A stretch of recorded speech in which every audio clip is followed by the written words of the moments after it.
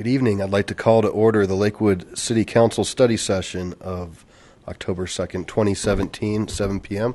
Will the clerk please call roll? Paul? Here. Coop? Here. Wickman? Here. Gutwein? Here. Franks? Here. Harrison? Here. Roybal? Here. Vincent? Here. Abel?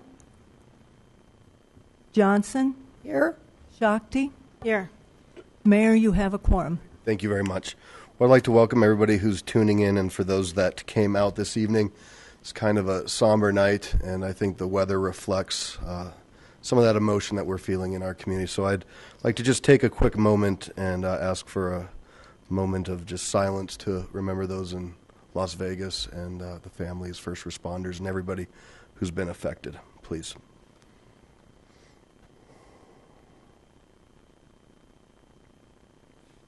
Thank you. So next up on our item on our list, we have public comment. Mayor, if I may. Certainly. I don't ordinarily jump in on these things, but recent events were a little bit close to home for me. I got a phone call last night, quarter to midnight. My youngest daughter, Rachel, who lives in California, is a country western fan, and she was at the concert last night. So I got that call late at night, knowing. Of course, couldn't make anything out through all the tears and screaming, but it was like she's all right. She wasn't hurt. Her boyfriend wasn't hurt. The friends she was with, her whole group was not injured. They just had a big scare. So she wanted me to put out the word to her friends here in Colorado that she is fine. So thank you.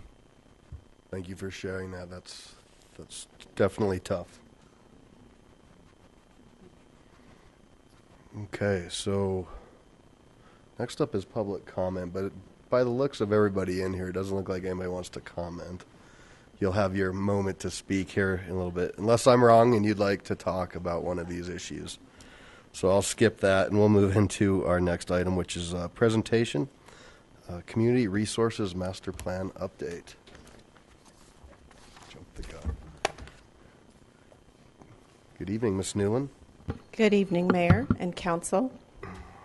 We are delighted to be here tonight to talk to you about two plans, the Imagine Lakewood Master Plan and the Lakewood Heritage Center Master Plan.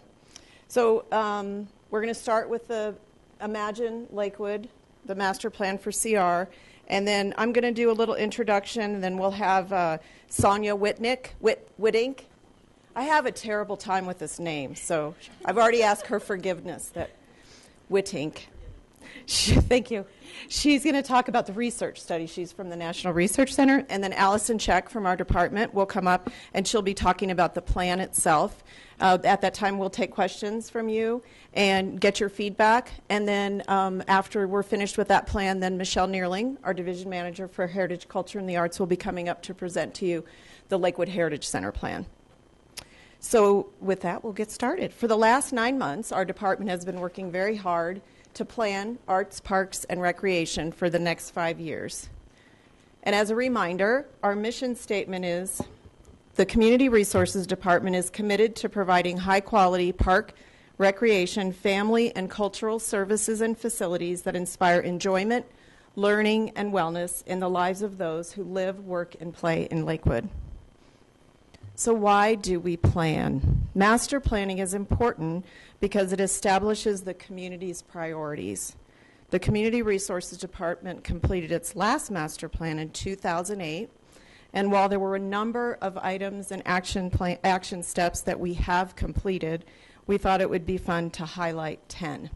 So the top 10 are, we've acquired trail and park property, including some property along Dry Gulch to complete a piece of trail. Hilltop Park became the city's own in 2008. We acquired South Sheridan Fields and Bombard properties in 2007 and 8. And then most recently, we acquired 4 acres of Sunset to include in Sunset Park. We've strengthened our collaboration with the school district by adding multiple programs, including the summer camp programs, where we've worked with Mulholm Elementary. The MSSP sports program has expanded. We've added another site for our after-school camp at Creighton Middle School. We've added a teen arts league that is helping us to expand our arts and culture programs. We've also been partnering with the school district and Great Outdoors Colorado to help them access play yard grant funding. And I think that's the end of that list. The city has also added 2 spray parks. 2009, we added Ray Ross. 2012, Surfside. We've improved access to parks and recreation and cultural facilities. We completed a trail assessment, which we'll be using to look at improvements along the trails. We've worked collaboratively with the county excuse me, on wayfinding for the on-street regional trail system. And we've completed and published the city's first bike map. We've realized greater efficiencies with cost and time savings through the use of an asset management system that helps us track the equipment and its repairs and replacements. We've reduced our environmental footprint by LEED certification at the 11th Avenue Head Start building, by adding LED lighting in our parks and facilities, and by using low water solutions in our facilities.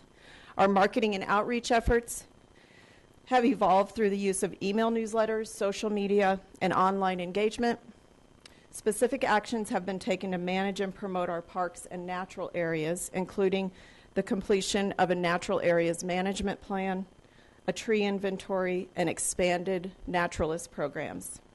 The city's first public art master plan has been completed with goals, objectives, and funding, and we've responded to the need for care for our city's history through the use of a citywide historic preservation master plan and the implementation of a historic preservation commission.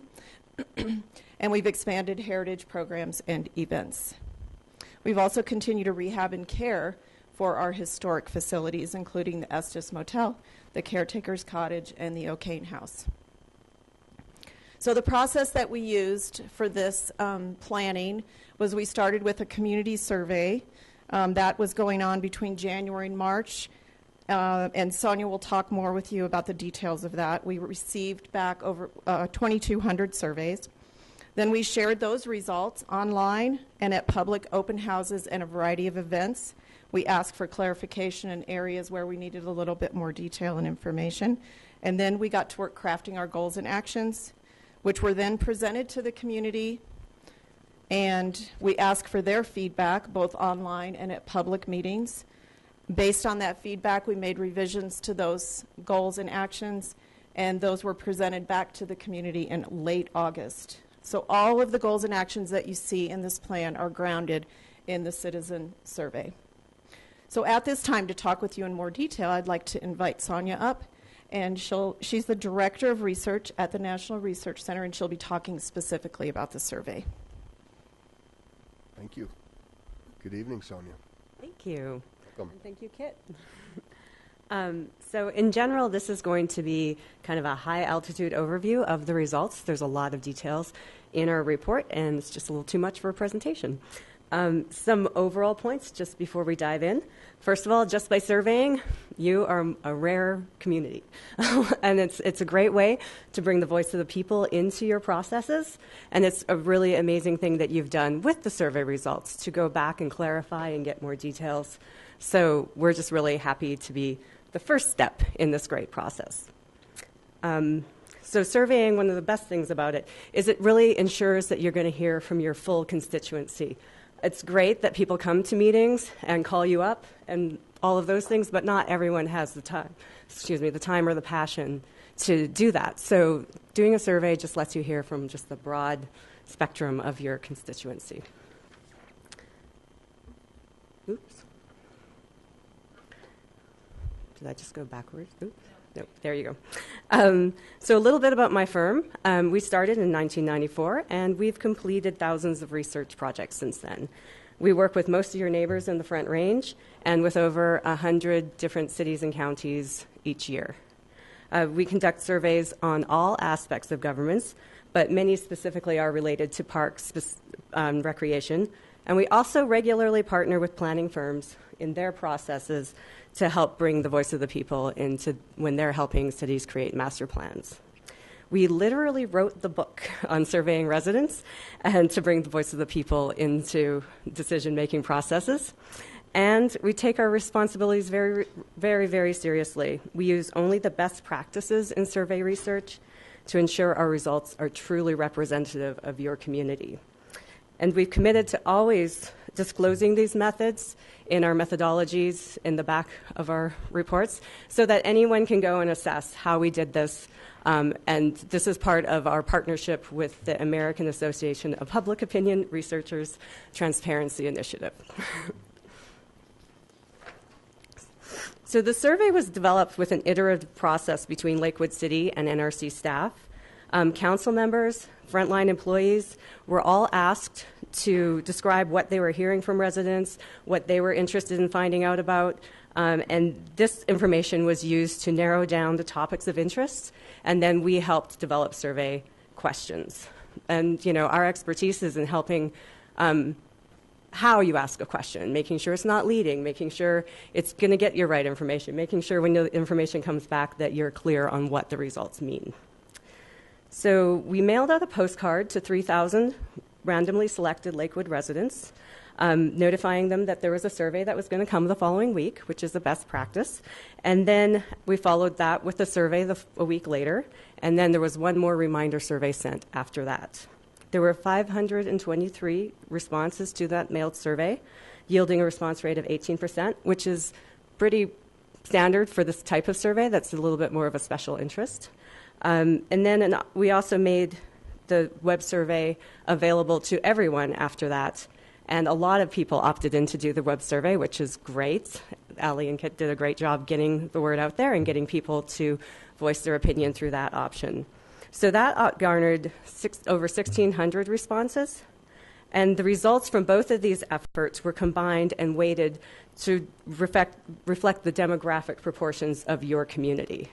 And just as a sort of side note, we actually, when we looked at the results from both of those surveys, they were very similar, which doesn't always happen because often when you do an opt-in survey, you get a little more skewed population, but you guys got a really great representation in that opt-in survey. So we were able to combine them. So with that, you had 2,212 respondents, and that provides for a plus or minus 2% margin of error. And what that means is that if, like, say, 70% of people said a service was excellent, then, or of the respondents said the survey was excellent or services were excellent, then we would be confident that between 68 and 72% of your population would think that as well. There was also comparisons made in the report by demographic and geographic subgroups. Those details are, as I said, are in the report, but here we're just going to focus on the overall results. So, right to the questions. So the first question was asked about usage of recreation and cultural facilities operated by the city. 14 parks or facilities were named, and this slide here just shows, or were named. This slide just shows the ones that were used the most by the most people. Those not shown on the slide were visited by fewer than 20% of respondents in the 12 months before the survey.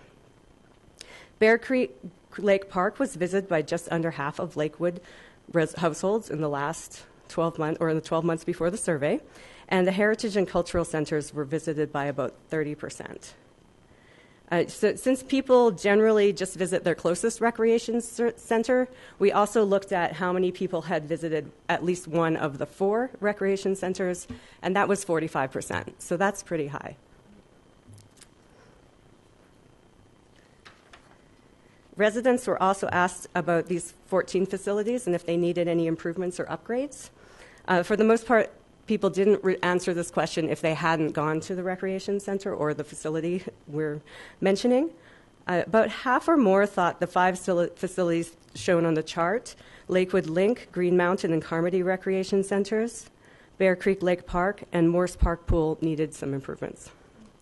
Others were thought to need work by fewer than half of those with an opinion. The 2 golf courses were thought to need renovation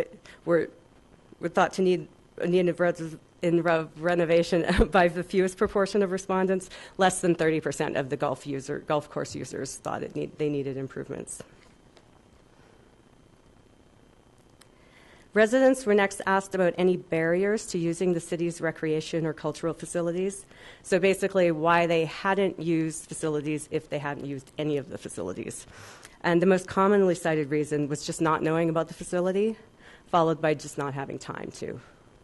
About 1 in 5 said they were not interested in the facilities they hadn't visited, and 1 in 5 were stopped by the expense. You'll notice on percentage on this chart do add to more than 100 because people could have more than one reason. To get a broad perspective about how people feel, residents were asked how much they agreed or disagreed with statements about parks, trails, open space, recreation, and cultural resources provided by the city. Most people agreed that the resources were close enough to home, that they were safe, and that the locations were distributed fairly. They expressed that it was important for them to be able to recycle at parks and facilities, and that they were satisfied with graffiti removal. They were also asked how much of a problem, if at all, there were some potential issues that we brought up. So over half thought that dog waste was a major or moderate problem, and 4 in 10 thought that dogs off leash was at least a moderate problem as well. All issues mentioned were thought to be at least a minor problem by more than half of the respondents. The 6 in 10 respondents who thought that overcrowding was a problem were asked which parks or facilities were overcrowded. 1/4 thought overcrowding was a problem in Bear Creek Park, and 1 in 10 thought it was a problem in Green Mountain Park. Fewer than 1 in 10 thought it was a problem in all the other parks. Residents were also asked to rate the importance of 19 city-provided programs, and all were thought to be essential or very important by more than half of respondents, with 10% or fewer rating any of the programs as not at all important. Here we show the 5 thought to be most important to most people, programs for children, youth, and seniors, and those with special needs, and swimming and water activities for all ages. But again, most of the programs were thought to be essential or important by a majority of people. Residents were presented with a list of 22 activities, facilities, and resources, and asked how likely it was, if at all, that the adults in their households would use them. The top are shown here. So at least 7 in 10 residents would be very or somewhat likely to use large indoor multi-use pools, outdoor fitness programs and equipment, a community theater, health and wellness education classes, or an outdoor leisure pool or spray park. So when thinking about interest, you can also kind of think about strength of intention. So some people said they were very likely, people said they were somewhat likely.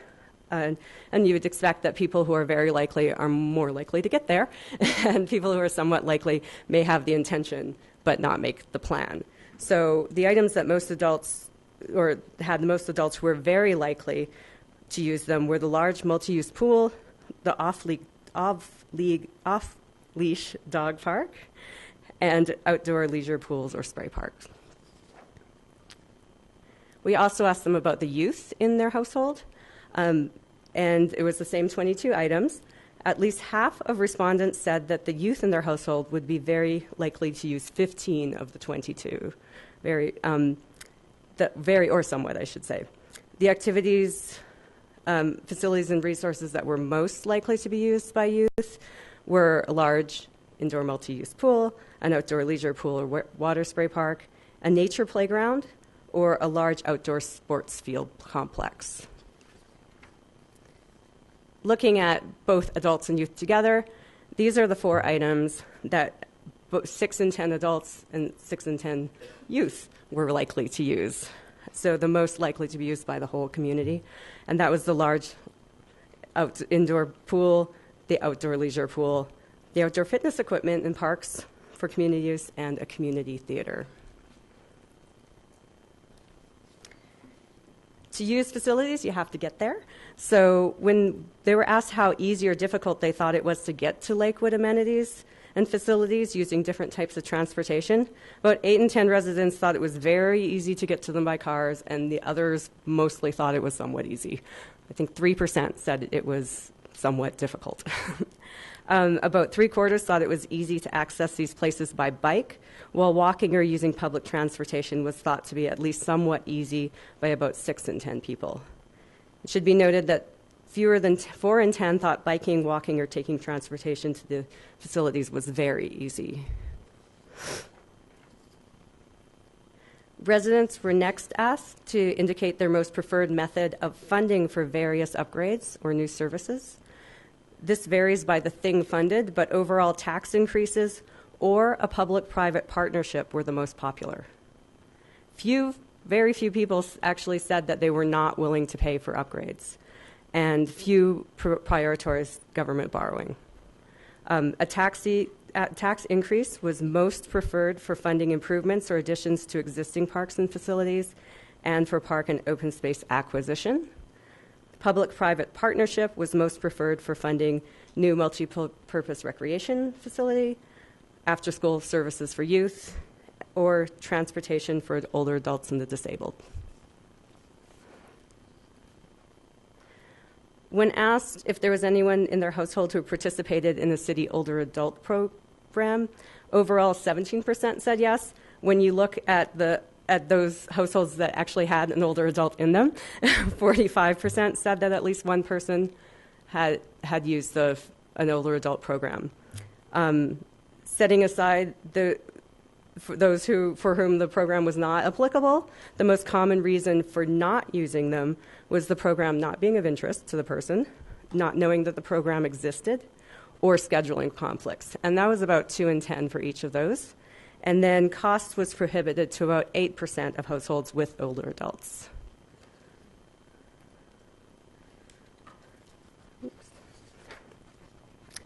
About 30% of households in Lakewood had a golfer.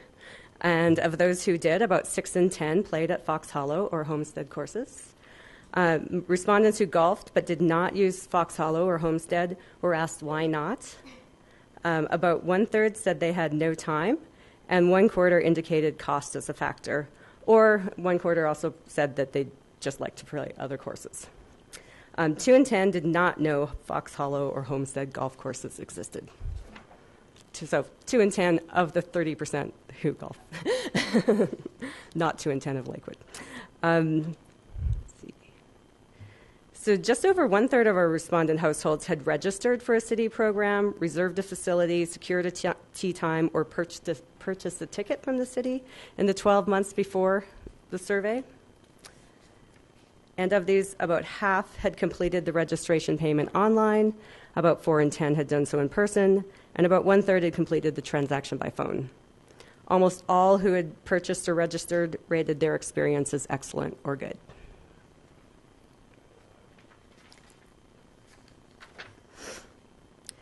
To assess gaps in services, respondents were given a list of 23 types of facilities or places and asked if they thought the city provided too much, too little, or just about right, the amount to serve the needs of the community. And for 18 of the 23 facilities or places listed, half or more felt the city had the right amount. For 5, a majority of respondents thought there were too little or far too little. These included community gardens, places to participate in winter sports, places for off-leash dogs to play or exercise, water spray parks, and places to fish. Did I go one too far?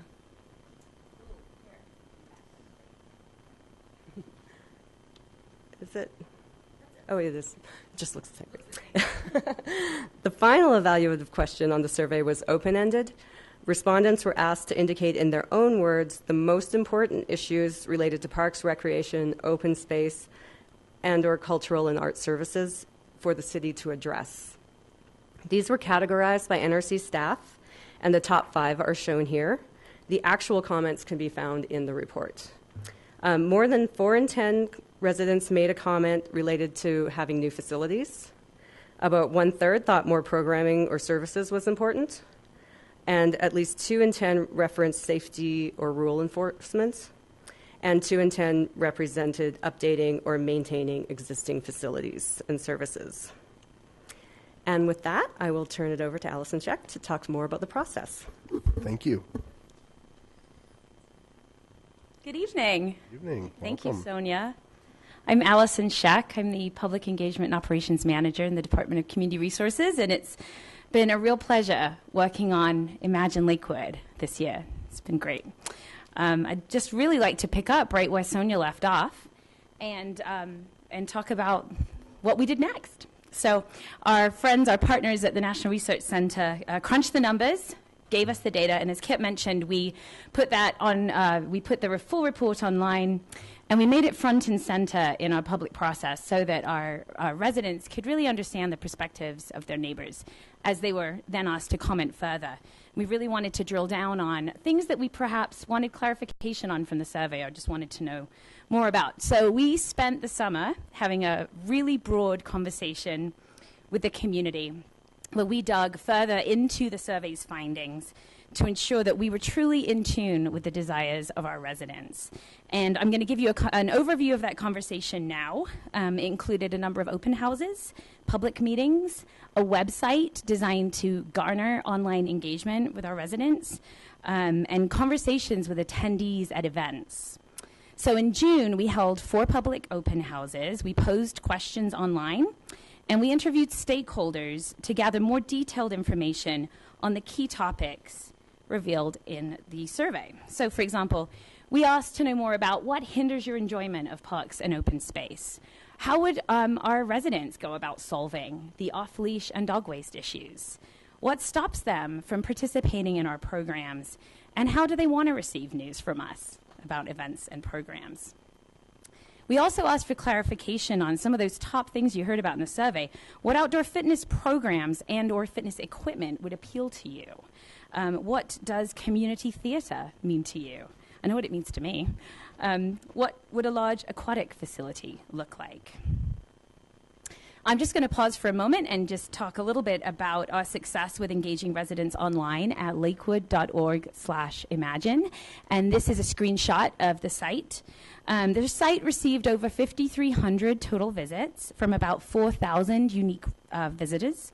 Over 700 web visitors actually read or downloaded some information from the site, and over 100 contributed an idea or gave feedback.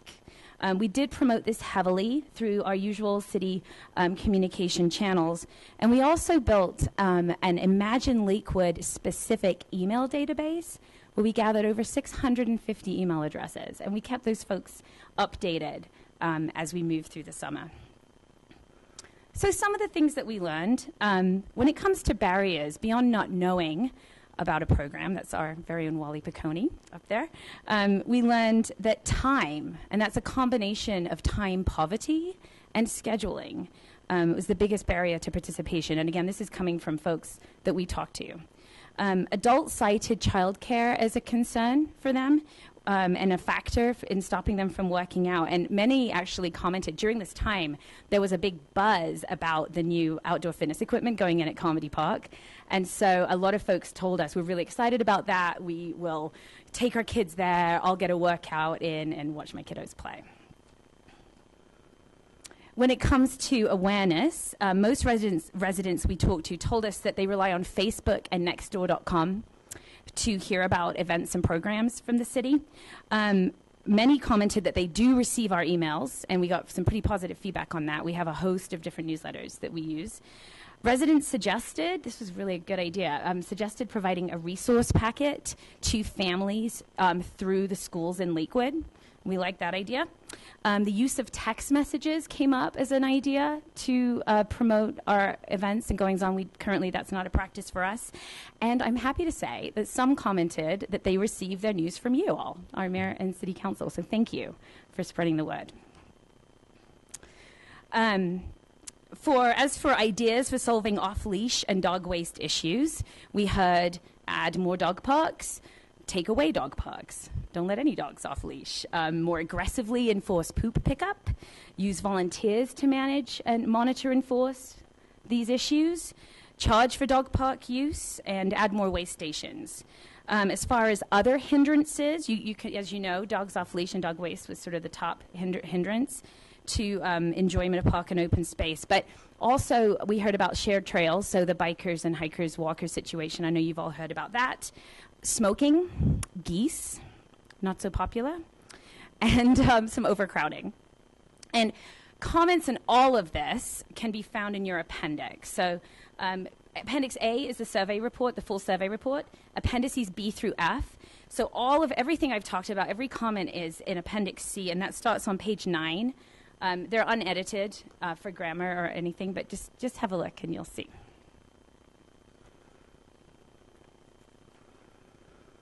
At the open houses and online, we asked residents to tell us what parks and facilities they visit.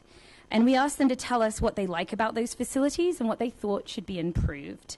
And through this exercise, we learned that residents do indeed visit a number of facilities and that they use facilities across the city. So in fact, only 5% of the time did residents indicate the facilities they visit are within a half mile of their home. And again, their thoughts about what they like and what should be improved is in the back of Appendix C.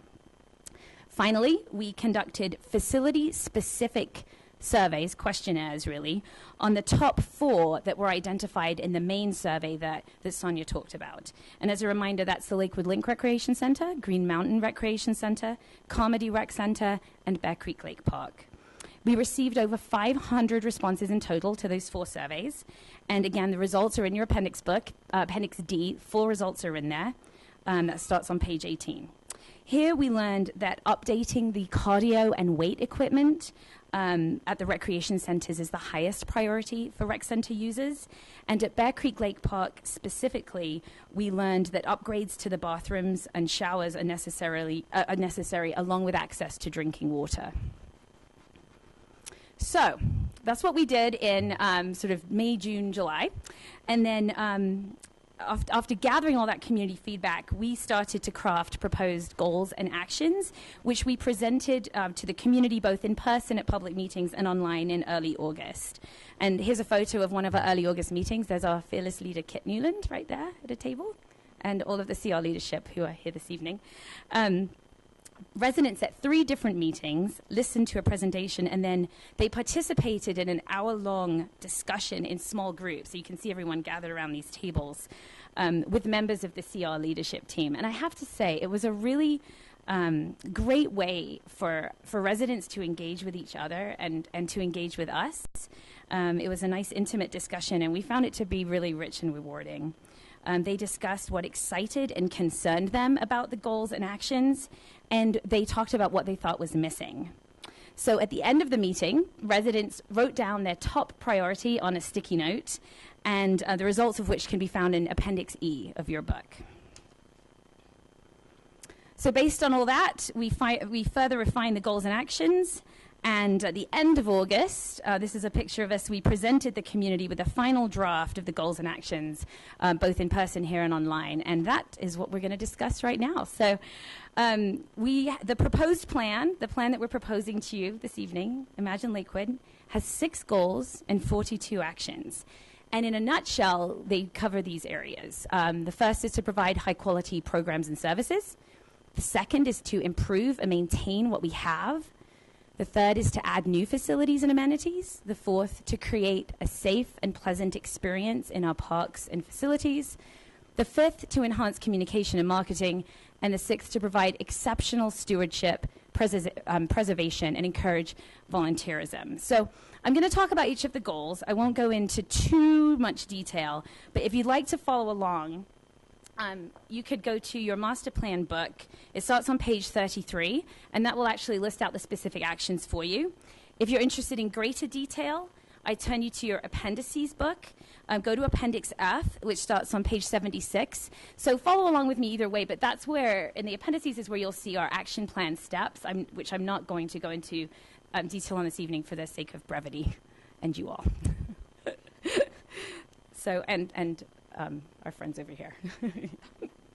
So our first goal is to meet the needs of the community by offering a variety of high quality and engaging programs, services, and initiatives. Our planning process demonstrated the extent to which our programs, including transportation, continue to be a priority for our Lakewood residents.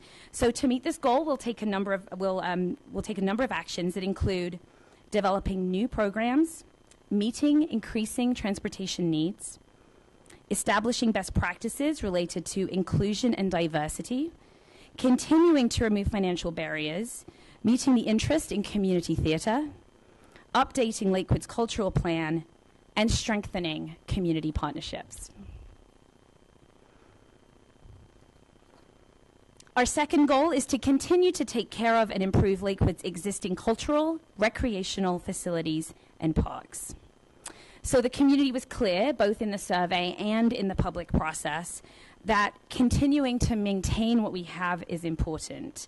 And as the caretaker of much of the city's property, Community Resources works collaboratively with the planning department and others in the city to implement the sustainability plan that you all adopted in 2015. So you're going to see actions to enforce implementing that plan appear here in goal number 2 and elsewhere in our Imagine Lakewood plan. Actions to satisfy this goal include identifying potential areas of enhancement and expansion of our existing facilities, continuing to implement building assessments, maximizing existing programming space, and continuing to renovate our playgrounds.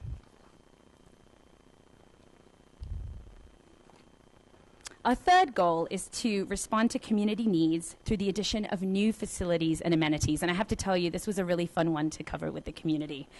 As you recall from the survey, we learned that, according to residents, there are too few community gardens, too few places to exercise dogs off leash, too few water spray parks. So this was all echoed during the community process, along with the desire to explore a new destination pool and recreation facility.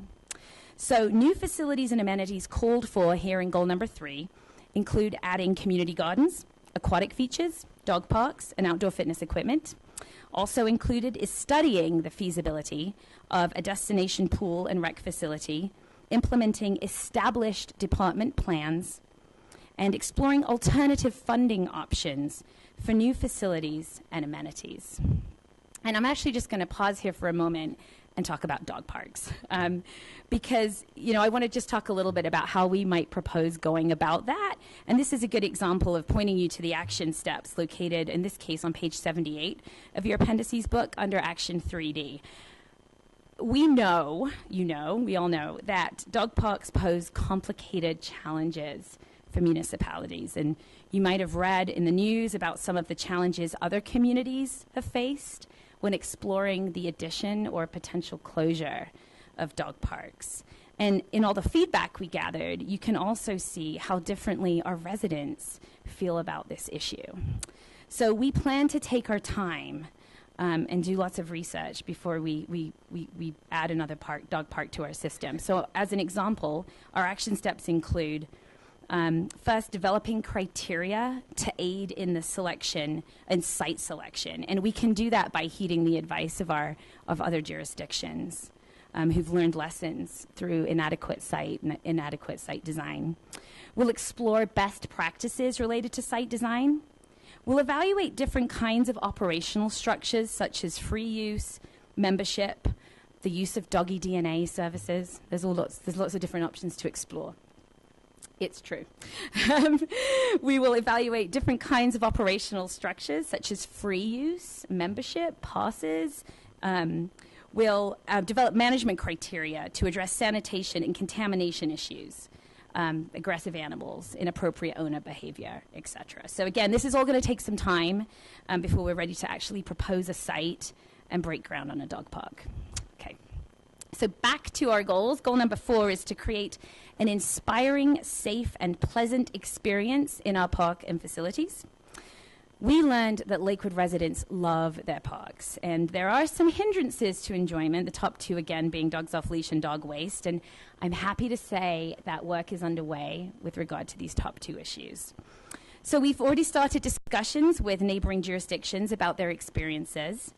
And after talking to these partners, it became clear that getting a better understanding of our on-leash compliance would be prudent. So while we need to do more research, I'll just give you a little bit of the information we gathered over the summer. An initial effort where we recorded over 400 random observations estimates an on-leash compliance rate of about 80% in Lakewood. So that means that 1 in every 5 dogs was observed off-leash when we did the random observations, which definitely has an impact on other park visitors. Regarding dog waste, as you know, we're a partner in the regional initiative called Let's Do It, and you have some goodies on your tables tonight. This focuses on education about the effects of laying dog waste in our public spaces, and it's gaining momentum as other jurisdictions are jumping on board. It includes signage, an online pledge, volunteer cleanup days, and a new educational website, letsdoit.org. And don't forget, it's do with 2 O's. Okay. So, let's do it. Yeah. So to meet this goal, we need a song. We need a jingle. So to meet this goal, we'll improve on-leash compliance and decrease laying dog waste in our park system. We'll continue to advance zero waste goals through recycling and composting at our parks, facilities, and at events.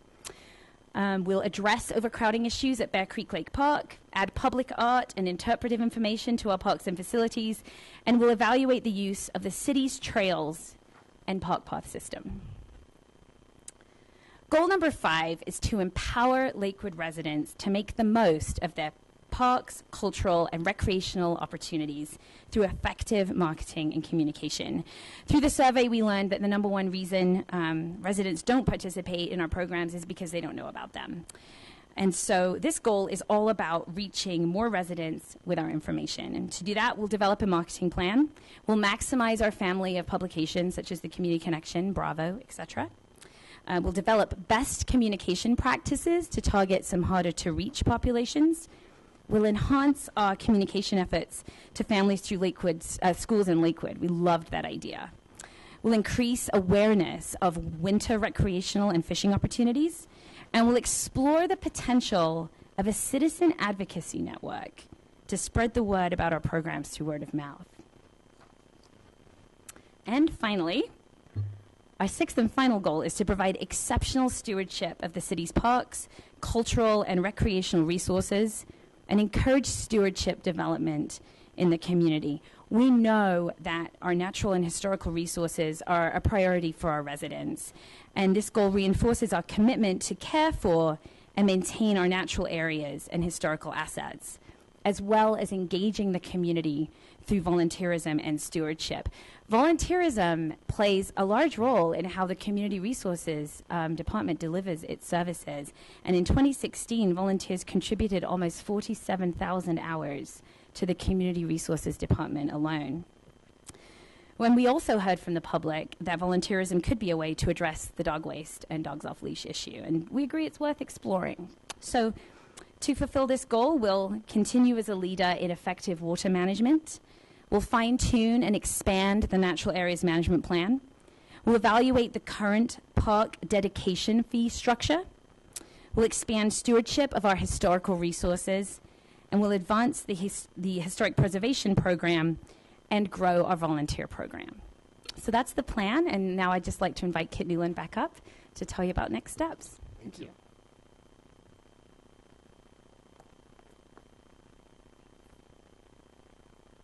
Thank you so much, Allie. So, and I also just want to say a quick thanks and recognition for the leadership team from Community Resources who are all here tonight. Everybody played a huge role in meeting with citizens and hearing their feedback. So they all wanted to be here to hear this plan presented. So before closing out, just a couple things I wanted to mention. What turned out to be really interesting is that the goals that came up through this process are similar to the goals that we had in 2008. The plans that we've been working on from 2008 line up really nicely with those, so we're just kind of continuing along in that direction, which was really great news. And there were a couple things I wanted to mention specifically that are covered in action items, action steps for this plan that I wanted to bring to your attention that we've already started working on. And they involve access to more programs through our Lakewood Possibilities Scholarship funding, using our building assessments to make sure that we're taking care of our infrastructure. We're identifying places where we have some weak spots, such as the link pool. Those problems were identified through our assessment. With the support from City Council, we've done some playground improvements. We did 6 playground improvements from 2016 to 17, and then next year we're ready to have 2 more finished up. With the ACIC and Denver Urban Gardens partnership, we've been working to identify sites that could be potential gardens, and we've got 5 of those already identified. And we'll be working further on that starting in January on talking to the neighbors about their interest levels at those sites. We've also, as Allie mentioned, we've installed outdoor fitness equipment, which came up as a high priority. We'll be doing that at Lasley, just like we did at Carmody. We're also looking at digital delivery of our publications to reach more people, such as Community Connection, Bravo, and so forth. We've already started looking at that. And Allie also mentioned smart water management. Our Parks Division has been recognized by Denver Water as using best practices for water management. And recently they were highlighted in a video that Denver Water put out as an example for other communities. So we're really proud of that, and we certainly do intend to keep setting that standard. So we'll be back in front of you on October 23rd with a resolution for adoption of our plan. And so we're definitely interested now in hearing any of your feedback.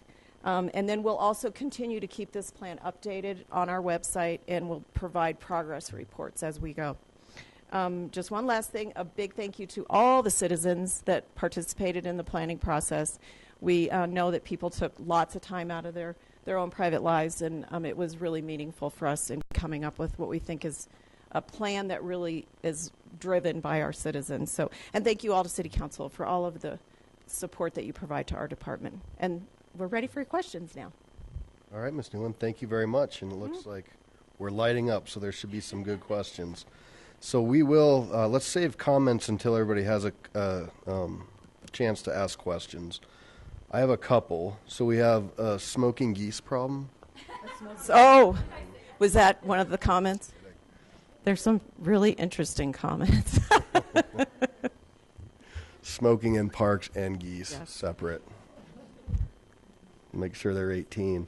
So it looks like 19%. So one of the feedback points was on the cost, and so we had 19% and of that 8% were older adults. Is that fair to say? It looks like, is that how it was explained in the crosstab?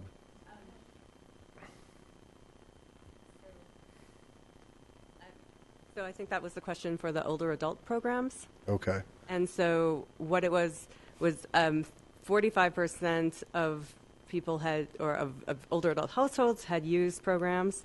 Then we asked people we asked everybody why they didn't use older adult programs, because it was a mail survey, so you could just go through it. But when you looked at just the households with older adults, 8% of them said that one of their barriers to using older adult programs was cost. Okay. And then so the 19% was just as a whole, and we don't know how that breaks down as to if that's youth or family or So seniors. I'm just going to... Okay.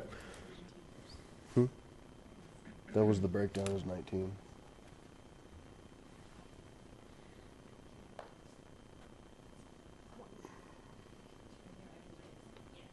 And you know what, if you don't have it right now, we have a couple weeks, that's fine. I was just curious because we're doing the scholarship programs.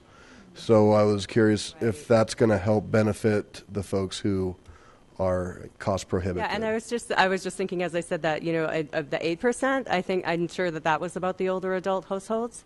But I think we did ask one other cost question. I just That's all right. We can get that in the clarify next that. couple of weeks. Yeah. And then when you talked about public-private partnerships and folks were excited about funding new amenities that way, was there an example used, or was there a qualifier of what exactly that public-private partnership was? So I think for recreational opportunities, it's a little bit different. I can't think of one unless you teamed up with like a private provider or. Yeah, it was pretty basically Okay. described just as a public-private partnership. So I think that's why something like transportation. I don't know, you can think of something like VIA or something like that where you would partnership with Yeah. them. So I think the ones that people were most interested did make sense in the sense that, like a water park, you could possibly be partnering with a corporation that would want Sure. to build a water park. And then I know, and this isn't specific to probably this plan, but it's specific to us planning as we look further out and make sure that we have the amenities for the community. Do we have data that tells us how close people live to parks? Is everybody within a mile, within a half mile? Can you take that? We do, actually. Yeah, we have what's called a GRASP analysis that's been updated, and we have standards, and we have an understanding of where there are gaps, so we can provide that information. I think that'd be interesting for council to see. And then last but not least, what's a community theater?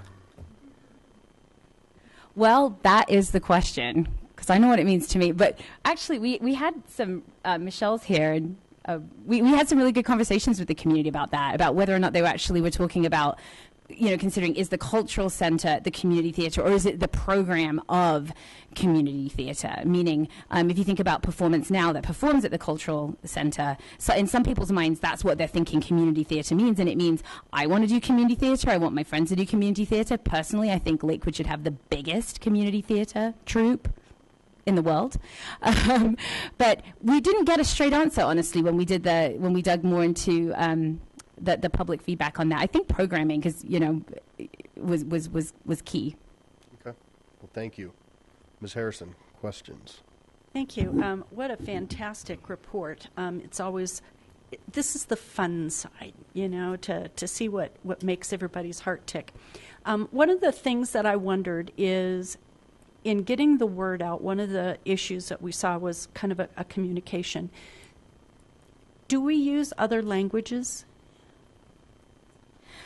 Yes and no, a little. So we started dabbling in more bilingual signage and bilingual materials, and we've had some real success with that. So, for example, this past summer, the Summer Fun Pass, which is an outdoor pool pass, we did bilingual signage and bilingual materials, and we sold more of those passes where we did that. We have bilingual signage in our parks regarding park shelters. But what we know, something else that we've done recently is we actually held a focus group with some members of the Latino community here in Lakewood. Really active, engaged residents. And we learned that while in this case, these members spoke great English and kept apologizing for not, and their English was very good, but it was also about feeling more welcome if we are providing material in other languages. So that's why, if you look at the action steps, I didn't highlight it perhaps enough, but there's 2 places in there where we actually talk about very specifically looking at starting off with bilingual materials and really starting to dive into that. Thank you. Mr. Roybal. Oh, thank you, Mayor. Just wanted to bring that up, kind of piggybacking on Latino population. In 2000, the U.S. Census Bureau put the city of Lakewood at 22%. That was in 2000, and now we're guesstimating it about 35% Latino population. If I look at the, we won't really know till 2020, but we're kind of guesstimating where we're at and where we're moving forward. But thank you for doing that. But I also wanted to bring out, Kit, thank you for Ray Ross Park. It's very well enjoyed. People are having great baseball games there. The kiddos during the summer months are just having a fantastic splash day. And again, Founders Park, which is a little teeny park tucked into the neighborhood, and the kids, they're really enjoying it. They came to me and they said, this is a great little park. And now we're looking forward to Lasley Park.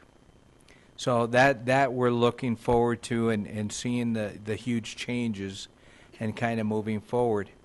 And last but not least, I know that it's down the road, maybe 5 or 10 years down the road, but we were looking at Bonfy Staten Park, and that one is on Pierce in Kentucky.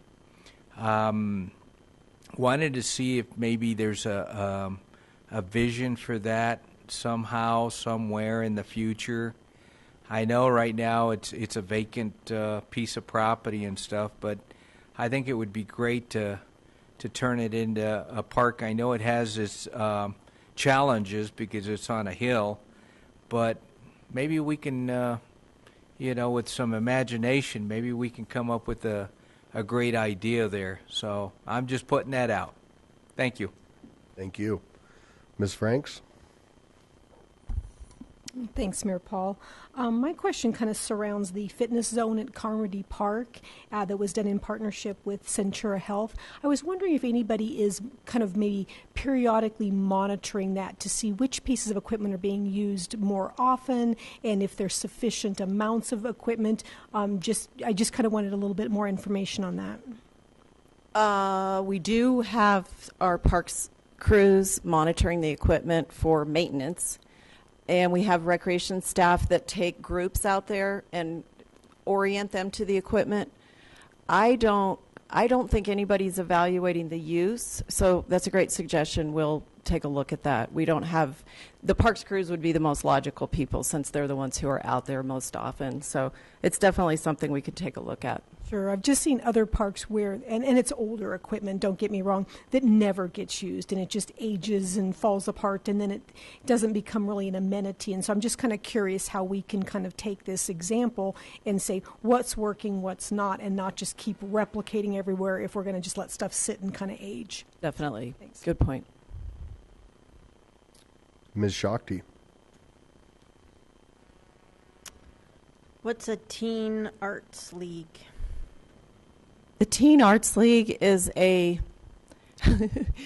a teen advisory group, for lack of a better word. That's not exactly the right word, but it's called a league so that it's not called an advisory group. But it is a group of teens that consults with our cultural and arts staff to help them understand what teens would like in that area, in arts programming. And it's helped us to understand and provided opportunities for more outreach into the schools. And you talked about the Denver water video. Can you send us an email directing us to that? You bet. Happy to. And then I'm just going to slip in my comment aside from it's all amazing. I was surprised how high the nature playground scored, and I thought that was pretty exciting. Mm-hmm. Ms. Johnson? Thank you, Mayor. It was a very nice presentation. I just want to thank you for adding acreage to Sunset Park. That's a big deal in that neighborhood. And I'd also like to put in a good word for us to look at more parks along Colfax, particularly as we are getting more densification along Colfax. We don't have enough places for people to go. And there's not a lot of land left there right now. So if there's something I can do to help, whatever. I'd just like to see us go in that direction, please. Ms. Gutwein? Thank you. I'll try to follow the rule and not talk about how amazing that was, and you really hit it out of the park. But I do have a lot of comments afterwards. Couple questions. What is a destination pool? A destination pool is a pool that's an attraction, amenity that's kind of flashy enough that people will go across town. So I would give you the example of the Pirates Cove in Inglewood. People drive from way up north to that particular place, or Highland Hills, or that kind of thing, where it's big enough and flashy enough and has enough features that people will go further. Okay, great. Thank you.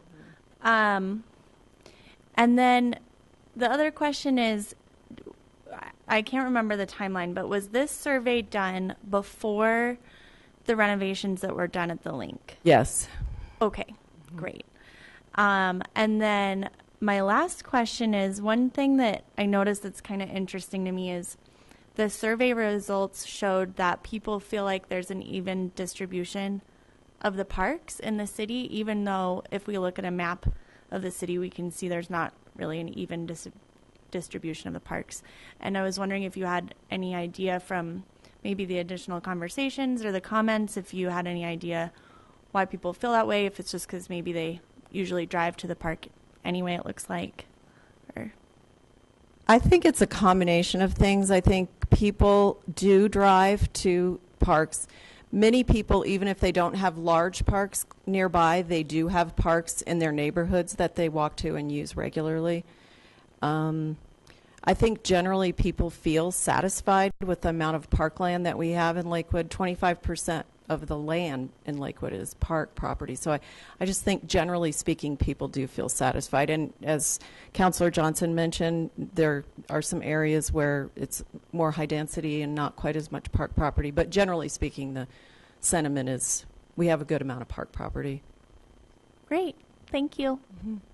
Cool. Comments? Now that we're done with our questions, Ms. Gutwein, just keep going. Great. Thank you. That was amazing. And thank you so much for all of your awesome work. I am so just proud and thankful to live in Lakewood and everything that we have and everything you've done over the last few years. And I'm really excited about where we're going. So, just thank you. And then I'm also really excited about how the survey, the process of the survey and capturing all different kinds of people, and then that it was available online, and so many people participated. So I think it's interesting that we still had a great mix of people participating online, but it's just so important to make it accessible to all those different people, and I think it means a lot when you get to have input, and then see it, see that your voice is being heard. And then what you have here really reflects what I hear in the community. And I think, it's really exciting to look at a survey and see how many people are happy with what we have in Lakewood. And they love our parks and they love our recreation and they have a positive experience when they're there. And it's great to see that reflected in this data. So that's awesome. And then in terms of the direction of where we're going, I think we hear a lot about the growth of the community, and I think it's so exciting and so important that the number one thing you have reflected here is plans to continue to expand both our programming and our facilities. This is what I hear in the community, and I think it's really important. And the last thing I want to say is about the dog park. I also just really appreciate the way you're approaching this, because it is something that people really have strong feelings about in both ways, and either really want one or really don't want one. And so I think taking a timely approach and doing it the right way is great. And I went to Chatfield Dog Park for the first time this weekend, and it's a regional destination. Maybe you could say it's a destination dog park. Yes. And I had a blast. And so anyone who wants to go to a dog park in the meantime, I would recommend that. And finally, this dog is adorable, and I hope people will pick up their dog poop. Thank you. Thank you, Thank you. for all your work. If I could just mention something, I don't think anybody's mentioned that we did have those surveys available in Spanish. I don't think that was mentioned. So although they weren't mailed out in Spanish, we did reach out and make them available. Oh, they were mailed in Spanish too, so I take it back. So, and we also had paper copies available for people if they wanted to opt in. And our family services manager, Brent Berninger, did a really good job talking with his staff, who many of them are bilingual, and they were talking with their parents as well. So a lot of good participation. That is so awesome, and I lied. I have one more thing, which is I love that you want to do put the information out to the schools, through the schools, and I was wondering if we could get a link on the Jeffco Schools website with information about our recreation programs.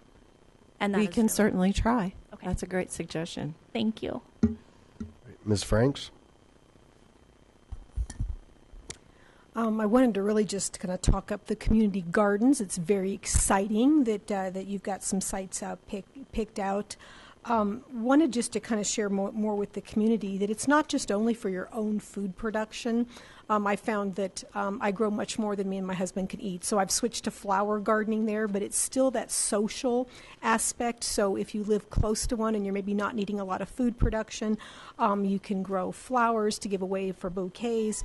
Also, the Ute Trail Community Garden, we do a plant-a-row, and it doesn't necessarily have to be a row, but where you donate extra produce and we pick places for it to go. So it really starts to actually, for folks who have difficulties providing enough food for their family, it gives the Action Center and other places fresh produce to hand out.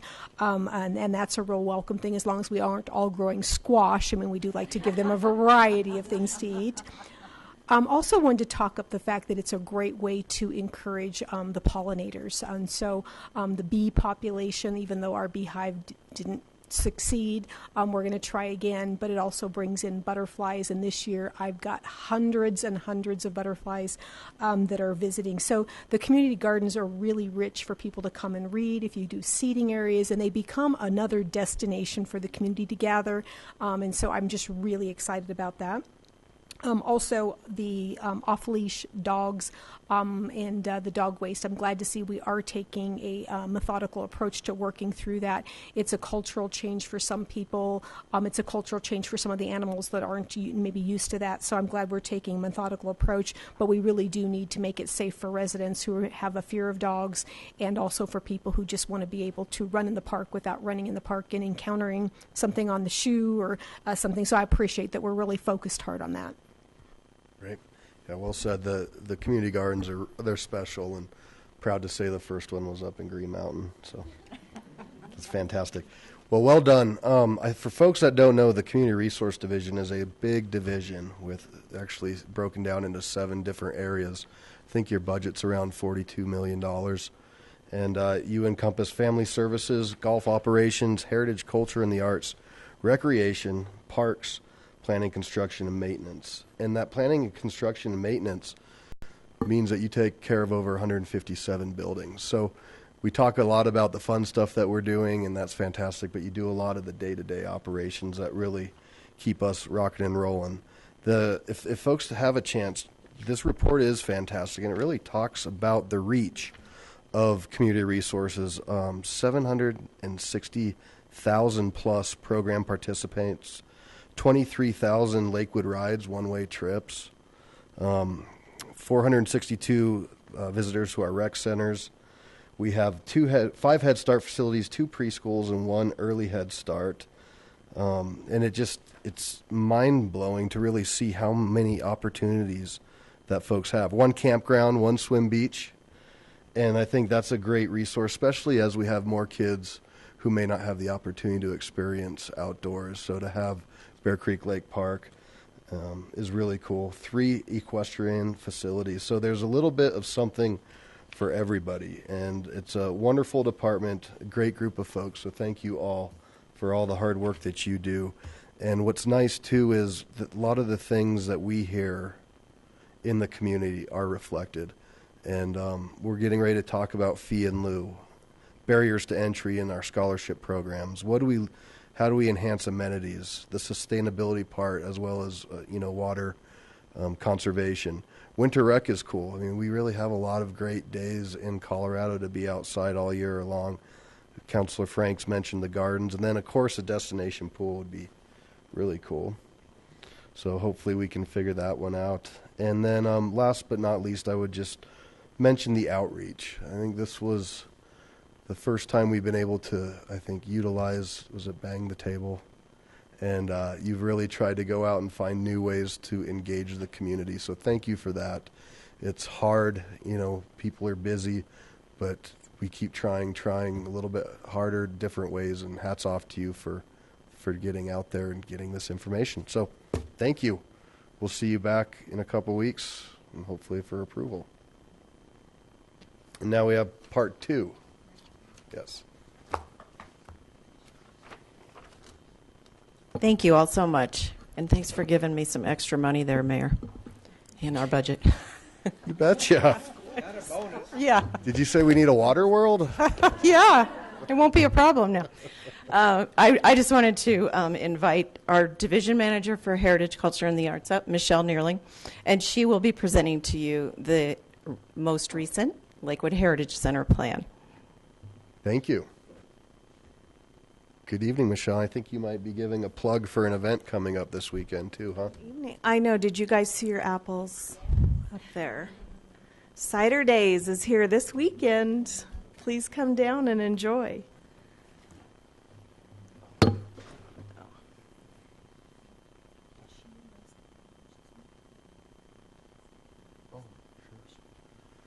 Yeah, and before you scoot down, maybe you could, there was some discrepancy in the hours, so after your presentation, if you could maybe fill us in a little bit more on Cider Days. Sure. Thank you. We'll do that. Yeah, I was just looking to see if I had a flyer, but you have a flyer, so I might be able to borrow that. So good evening, Mayor and Council. Michelle Neerling. I'm the Heritage, Culture, and the Arts Division Manager for the City of Lakewood. And I'm excited to be here this evening celebrating the culmination of the community's vision for the Lakewood Heritage Center over the next 10 years. I'm here tonight to present the master plan update to you. So tonight we'll briefly review the 1996 master plan. The proposed plan, the 2017 proposed plan, was built upon the 1996 plan.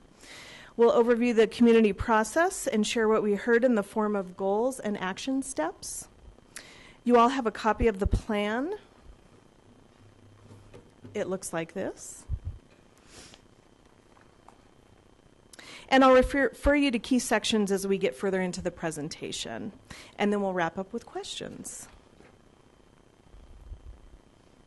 Let me get my little pointer here. So this is a map of Belmar Park that also includes the Lakewood Heritage Center. And just to provide an orientation, this is Wadsworth. This is Alameda up here. We're right here in the Civic Center. This red line is Belmar Park. And the Lakewood Heritage Center is located within Belmar Park. And Ohio is right here. Kentucky is down here. So the center sits on land that was once part of the Maybon v. Stanton estate. The Lakewood Heritage Center comprises 15 acres within Belmar Park. The 1996 Lakewood Heritage Center Master Plan established the framework for the site and its programming. Specifically, it established the 20th century Lakewood history focus. The plan envisioned an outdoor festival area. It established historic and cultural learning, as well as mission-driven experiences and events. It set the criteria for building selection, specifically how historic buildings are eligible to be moved to the site. The 1996 plan established 6 collecting, interpretive, and programming themes related to the communities: strong agrarian history, impact of water on development, the role of commercial growth with a focus on Colfax, the development of educational institutions, the development of technology highlighting transportation, and diverse cultures and social customs. The master plan also identified specific locations and interpretive dates for the following centers: the Family Farm Center from 1920 to 1930, the Belmar Estate Center 1920 to 1930, the Colfax Commercial Hub 1930 to 1960, or I should say into the 60s. And then the plan talked about a 4th interpretive focus consisting of history from 1960 to the end of the 20th century, to be defined at a later date by the community. In 1996, it was just we were too close to that history.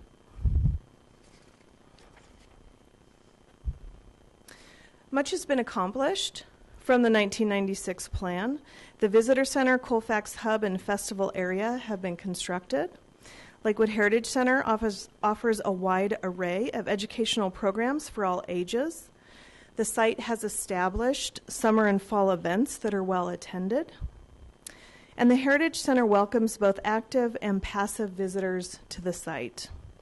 We hear repeatedly that the Lakewood Heritage Center is a wonderful place to take a walk. All of these plans, visions, and accomplishments have been carried forward to the 2017 Master Plan, and they lay the foundation for the update. Here's the Lakewood Heritage Center today. And again, to orient you, here's Wadsworth, right here. Ohio, Alameda's up here in the Civic Center. Belmar Park is around.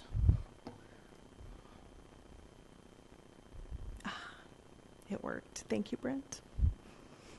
This area highlighted here is the Belmar Center, consisting of May Bonfils' original structures. This is our Family Farm Center. This is the Colfax Hub. The Festival Center is in this approximate location. We have walking trails throughout the site. You can see the gray lines. Those are all of the walking trails. There's also an area, and I'm going to use my cursor, over here by the Bonfils' original structures. It goes down here. This is a historic district, a Colorado historic district. It's called the Bonfils-Stanton Belmar Estate Outbuildings District. And it was designated because of her original structures. It allows us to get funding from the State Historical Fund for rehabilitation. All right, so let's get to the 2017 plan. Here is a brief overview of the process. We started out by hiring a consulting firm, Arts Market, who worked with us on collecting and compiling results from the public process. Arts Market has created hundreds of plans throughout the United States, including now our plan.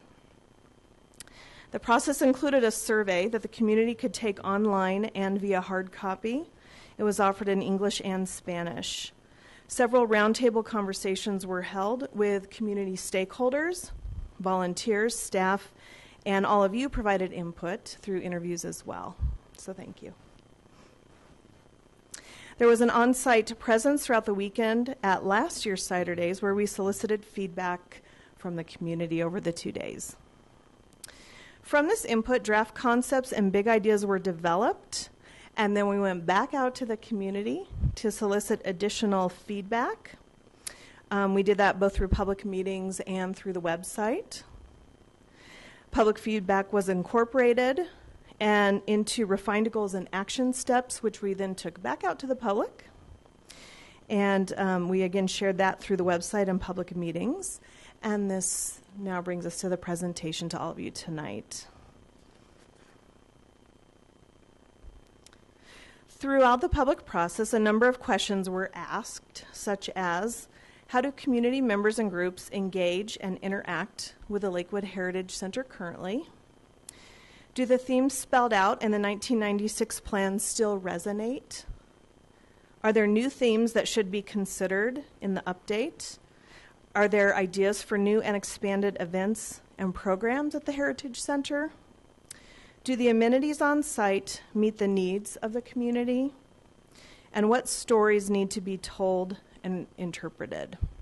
And this little graphic up here was taken from the web page that we have kept updated throughout the process. It's currently up right now in the master plan. Both the 96 and the 2017 draft is located there if people want an electronic access.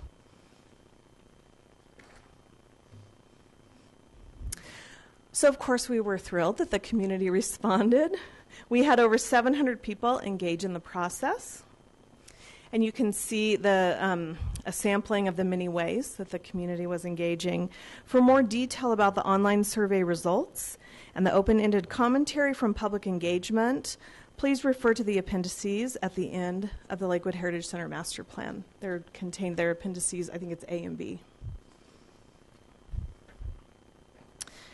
The update also gave us an opportunity to refresh the Lakewood Heritage Center mission statement, which is to connect the community and its generations to the 20th century history and heritage of Lakewood. And we'll do that by collecting, preserving, and exhibiting artifacts and through engaging programs, experiences, and community events. We also formalized our guiding principles, which you can see highlighted in the blue square.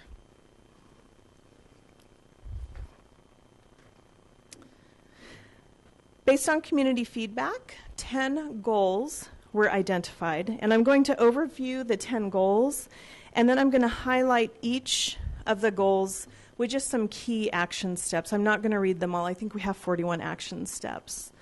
I would encourage you to follow along in the master plan beginning on page 11. So the 10 goals are to assess and complete outstanding initiatives from the 1996 master plan, to expand our 20th century stories, to add 3 new collecting and programming themes, to improve the visitor experience, to serve as the city's focal outdoor event space, to ensure the best physical use of the site, to serve as the go-to resource for Lakewood history, to establish a strong identity and brand, to focus on new revenue streams, and to operate according to National Museum standards and best practices.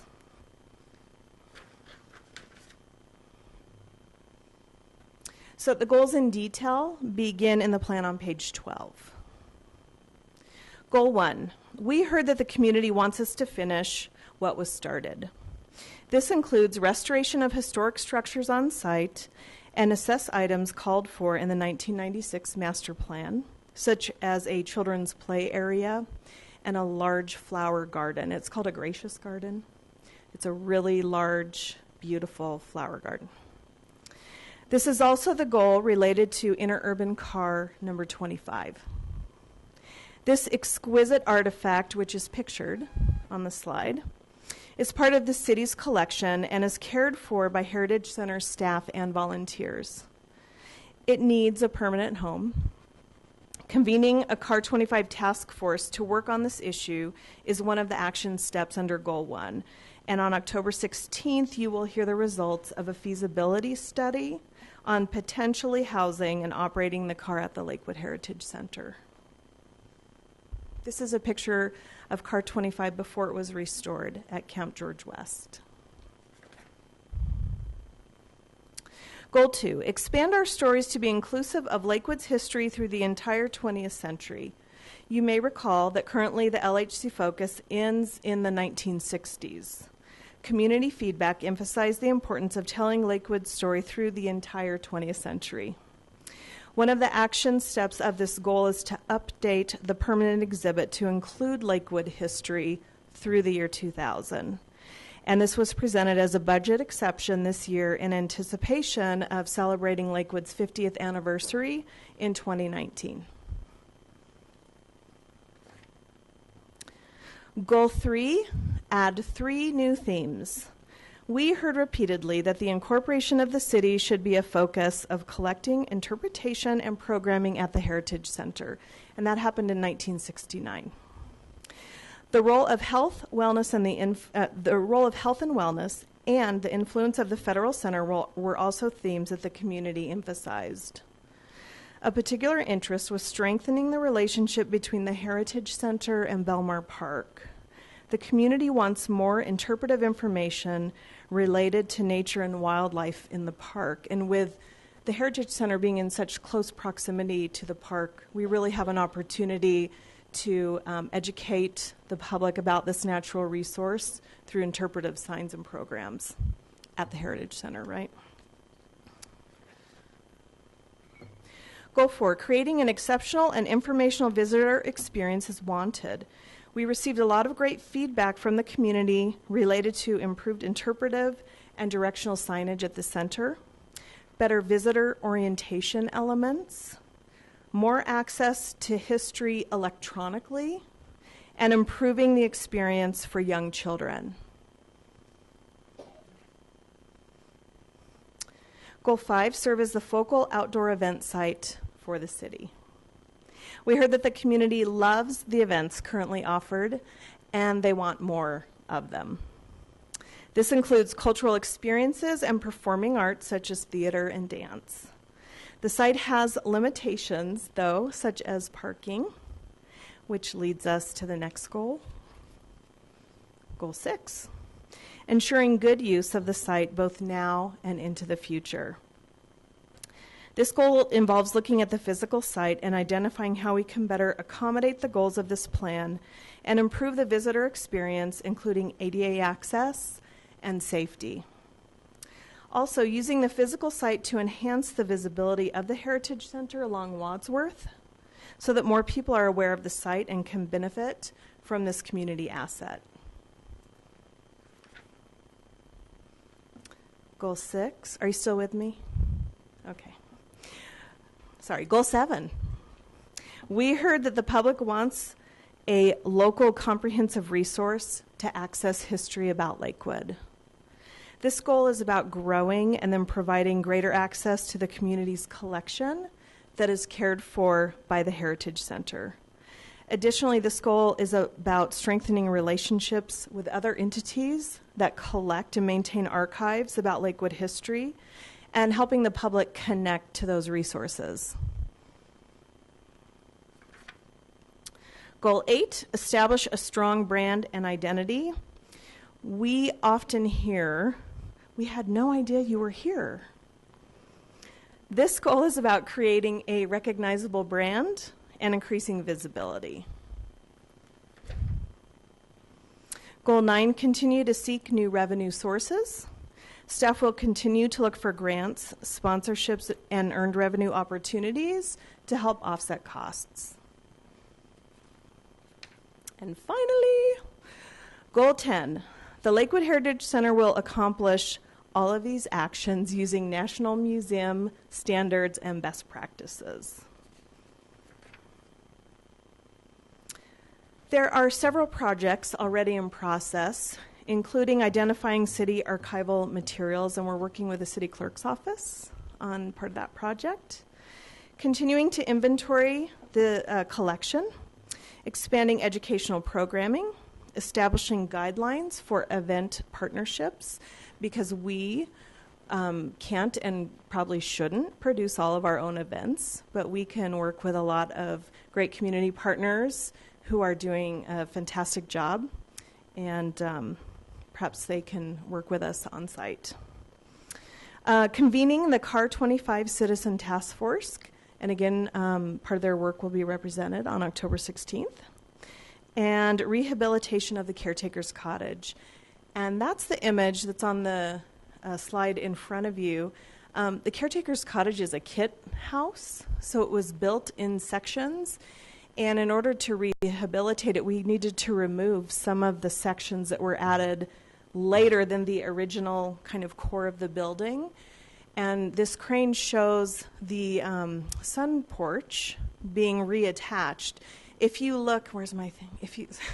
Sorry, I'm off topic. But if you look right here, you can see that was once the original exterior of the building. Isn't that neat? So this is when the sun porch was being re-adhered to the building after we shored up the foundation. So our thanks to the many community members, our volunteers, staff, and all of you for helping us envision the future of the Lakewood Heritage Center over the next 10 years. The phasing of the plan begins on page 19. I must say it's quite ambitious, but heck, why not, right? And we're asking you to adopt the plan on October 23rd. Thank you again. Thank you very much. That's great. Ambitious is good. All right. I'm going to open questions. Ms. Harrison. Thank you, Mayor. I didn't see anything in the plan, but I may have overlooked it. Signage on Wadsworth, old-fashioned looking signage that would be right there on Ohio. Would that help bring attention? Yes, Okay. it would. And that's actually part of the physical study of Okay. the site. We're going to be doing that in 2018. and looking for ways to increase the visibility on Wadsworth. So many people travel and they see the Red Barn in particular, but they don't have any idea of what type of opportunities are available to them at that site. That's why I was thinking if it was just a metal sign. I'm thinking wrought iron is what I'm thinking. I've already got it designed in my brain. Excellent. I'll send you a picture of what I'm thinking of. The other thing that I was thinking of that would be very interesting, I know the Audubys are very well versed in all the history of Lakewood. I'm wondering if we could impose on them to be an unofficial city historian from time to time, and maybe have them in residence to, have a historian in residence. I don't know if that steps on any toes or whatever, but they seem to have pictures and knowledge that's pretty in depth about the history of Lakewood. So thank you very much. Thank you. They do a lot of great work, and we do communicate with them quite often and serve as resources to each other. Well, I know that they did a huge. They participated in on the Colfax survey, and were able to find out a lot of information on the Colfax buildings. And I just thought that might be a good fit for what we're looking at the Heritage Center. So, thank you. Ms. Vincent. Yeah, a couple questions. I know we're going to get output on the CAR 25 because there are different viewpoints on where that should go. And we did hear from Mr. Marino last year, who said that it was always a part of the Colfax because that's where it was. Right. I need to ask, one of the things that we want to do is to build the fire station, the first fire station. Help me understand why the fire station is still on Colfax. Why isn't it being moved there, or why isn't that being addressed since the original one is still here? Yeah, that's a great question. From a preservation perspective, preserving in place is always preferred. So part of the criteria for moving a building to the Colfax or to the Lakewood Heritage Center is that building needs to be endangered and at risk of being lost forever. It's only then that you move on to the next criteria, which is size and scale. Does it fit within the interpretive themes? Those types of criteria. So the fire station has been envisioned for a number of years. West Metro Fire Foundation was very active in that vision. And the building on Colfax is not endangered. So it's not eligible to be moved to the site, and it's still in use. And so an alternative vision was established to build a representative of Fire Station of Lakewood's first firehouse. And convening a task force on that issue is in the master plan. I believe it's in Goal 1. Okay. Yeah. So, but that's to restore it, or that's to rebuild, construct new on. Yes. Okay, because last time I went by, it looked empty, the firehouse, and I've gotten some calls from people who say, "Why aren't we building in place?" And the knowledge and the people are still around.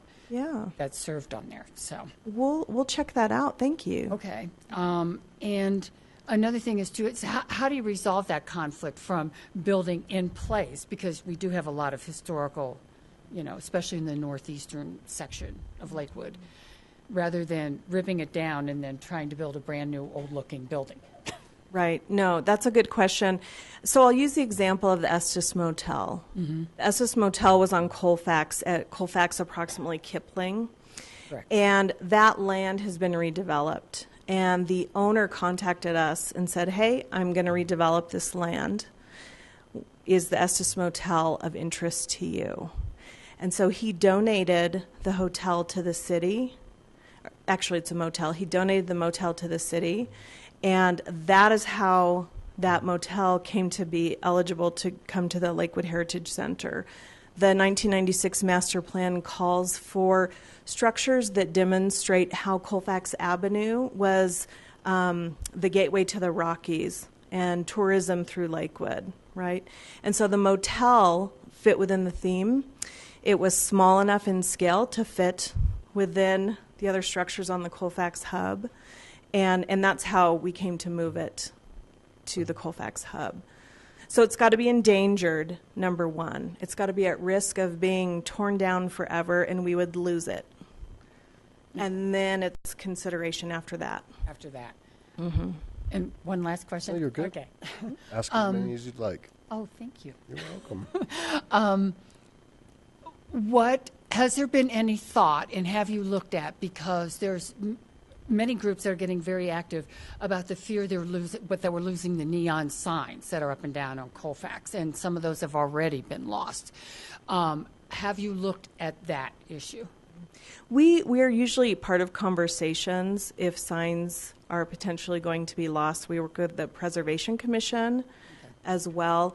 We don't have anywhere in our master plan that calls for like a neon sign, I don't know, graveyard, if you will, where they would go. But if a neon sign became available and it related to a building, we would consider it. If it was something small enough that we could put into the collection, we might consider it. They're usually really large. They're very large. Most of the hotels, I mean, the neon signs I'm aware of are along hotels and on Colfax. Yeah. And there is another entity who is working to preserve neon signs. So we also work with that entity as well. I think it's really about saving this history. It's not maybe quite as important as to who is saving it as to the fact that they're being saved. And that would be my bottom line. So. Yeah, Okay, thank you. Thank you. Ms. Finn, and you bring up a great question, because we are seeing those disappear. And I know it's challenging. I don't think the folks surrounding Belmar Park would like to see neon signs pile up, but maybe that is something as we move forward with our historical preservation, or maybe one of our other groups that we can look at and see. Yeah. Absolutely. Ms. Johnson. Thank you. I personally took a tour with you a few weeks ago out at the Heritage Center looking at potential placement for the trolley. And I have to tell you, Michelle, I was so impressed with the care that you are giving regarding the preservation of the historic portion there, and the thought that goes into anything that goes out there. Thank you. And thank you for including Car 25 in the discussion. I appreciate that. I'd like to piggyback on something that Councillor Harrison said regarding signage on Wadsworth. It had been at least thought about or introduced that a potential site for the trolley could be on Wadsworth so that people could see it and actually attract it as a destination. Just a thought. And also the trolley, I noticed in here, there's a lot of partnerships with education and schools. That's wonderful. I really like that. The trolley up in Fort Collins, they partner with the school district up there as well.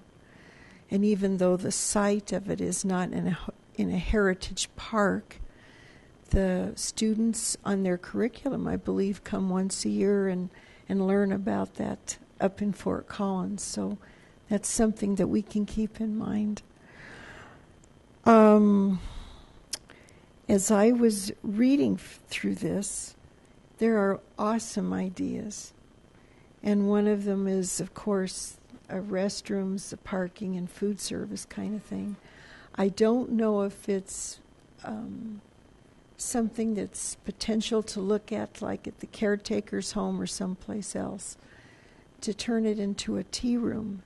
If you'll remember the Blue Room at Lutheran Hospital, it used to be a tea room. I've heard different reasons why that's not going on anymore. But maybe one of these buildings could be opened for that with volunteers. That's how it was staffed at the Blue Room, or at the Blue House. And maybe even partner with the Taste of Denmark, from 10 to 2 a couple times a week. Just a thought. And also, as you get farther down the road, this site's got so much potential. I really enjoyed reading all the enthusiasm. I could feel it in the pages. And maybe have ghost tours there at Halloween with some of those old buildings. And I noticed in one of the slides, it looked like there were lambs there. If there's ever any potential to partner with maybe some farm and have them allow some of their animals for a few months a year, like a petting zoo, sort of like White Fence Farm. I'm just throwing some ideas out when I think about what kids would enjoy. And to piggyback again on what Karen was talking about with Mr. Ottoby, he came and spent time with me at the house that I grew up in to get a history. It would be awesome to have some kind of a compilation of all the old homes that are still up in Lakewood and what their history was. What comes to mind is Ellis Island, to be honest with you. You know, when you go through there, you can find the people that came through there and a little bit of their history. The reality is there's so much potential. It just takes money and time and volunteers. And I think with the kind of enthusiasm that you have and the master plan in place, that it will create that kind of excitement for people to have more time to donate to this area. Thank you. Thank you. Ms. Gutwein. Great job. Thank you so much.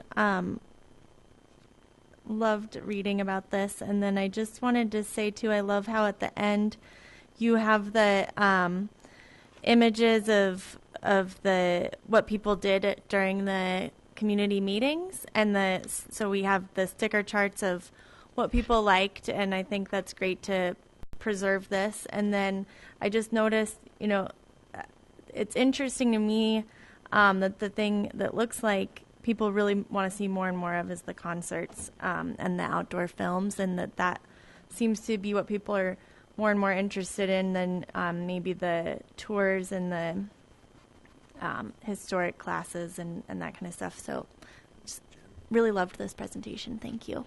Thank you. Thanks. Cool. Well done. Nice work. So we'll see you in a couple weeks. Hold on. Ms. Shakti. I thought we were on questions. Okay. I didn't see a light on. Ask away. I just want to say I didn't have any questions, but Well, we're on questions. Just kidding. Go ahead.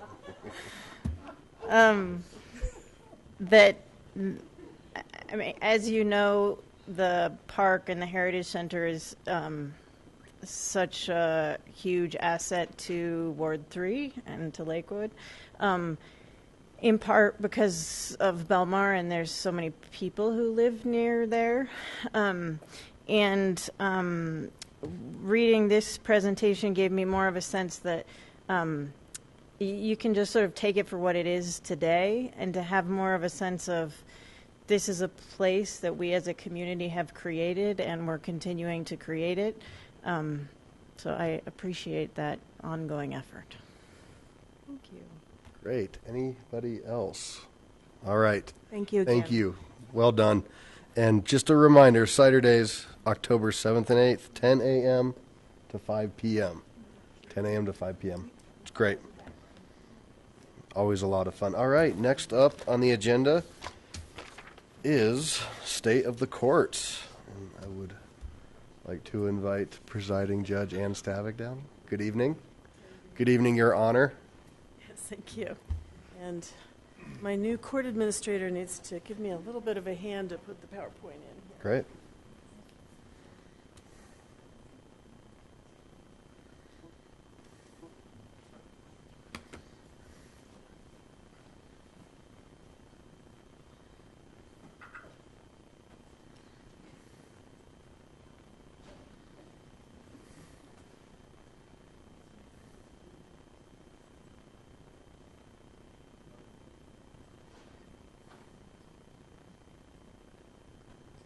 Thank you. Appreciate it. All right. And good evening. I want to thank you for the opportunity, Mayor Paul and Council. to be able to address you tonight. I want to let you know how much I appreciate the support of City Council and City Management. I probably won't be doing another one of these for some of you again. I know this will be the last time that I talk with some of you. And just want to let you know that your positive feedback and your encouragement have meant an awful lot to me personally, but also to the whole court. We continue to be a leader in the municipal courts in Colorado, and we have innovative programs and approaches based on the latest research, and I really appreciate your support in giving us the freedom to be able to do all of that. I think the state of the court is very good at this point, and I'm happy to report that to you. The clear message that City Council has sent to us is that you want us to make a difference in the community, that you want us to try to address the root causes of criminal behavior, that you want us to help people feel better and have healthier, happier lives. And I really appreciate that you've given us such a strong mission.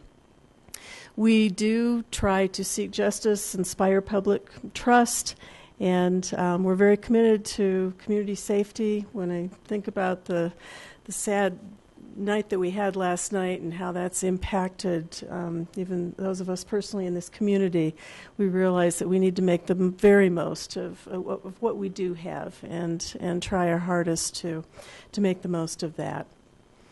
I do want to make introductions. I think you know most of the people here. I have Judge Daniel Ramsey, who has worked in the courts for 27 years, and we always appreciate his experience and his wisdom. Judge Corinne Flanagan has been with us for 3 years, and her energy and enthusiasm has been wonderful. I have Chief Mark Dietl, who has been with the courts 7.5 years, and he was with Lakewood Police 25 years, so we really have some great experience, and he's done some nice connecting for us there. And then Tammy Smith has been with the courts for 25 years. And Tammy, she's like the pulse of the courts. She knows everything that goes on there, so we sure appreciate her. And we have 2 new managers. We have our new probation chief. This is Jennifer Zublik. And our new court administrator, who is just helping me, Mr. Scott Hefty, who you will remember was the chief probation officer. Norm Brisson retired after 6.5 years. He did such a nice job for us. He really brought a very stable and safe atmosphere so that we could really promote good morale and so that we could start a lot of programs, and we appreciate all that he's done. I really know that in Scott Hefty we're going to carry on that very positive management style. Scott brings an awful lot to us. He's been in probation for 24 years and has been with our probation department for the last 6.5 years. He received the Municipal Hero Award, and a lot of you were in Breckenridge for that. There are only 3 in the state of Colorado, and there were a lot of nominees, so it was really fun to be there. And Governor was there to give him that award this summer. He has developed, I would say, the best probation department in a municipal court in the state. He's really, like I said, improved morale, but very much keeps up with the research, and so we're always looking at best practices, and he's just done a great job with that. And our new probation manager, Jennifer Zublik, I'm very excited to have her here. She's actually been in juvenile probation for 11 years, and she started as an intern for 1 year. She's been a senior probation officer, so she has been doing some supervision, but she's also been really creative and innovative. I know I've talked to you a lot about our juvenile mental health program, which started at the Sebeski School, and we now call it the LEAP program because the Sebeski School moved to Wheat Ridge. We decided to keep the program, which really addresses the needs of kids with behavioral disorders or behavioral difficulties, and we still have plenty of need for that, even though we don't have the Sebeski Sandusky School. This was actually Agent Fred Peters of the Lakewood Police Department's original idea, and then Jen really took off with it, and I was very excited to be a part of it. And we've had a lot of success, so that was something that Jen was very involved in. I look forward to more creativity on her part. She's only been in this job a few weeks, and she's already hired 3 new probation officers. So she's just been doing interviews since she started. We've actually had quite a bit of turnover in the courts, and I have to say, pretty all good. I mean, these are people that with a good economy, and they're moving on to very nice positions. And can understand why they're leaving us, so we don't like it a whole lot. So, but they're positive moves.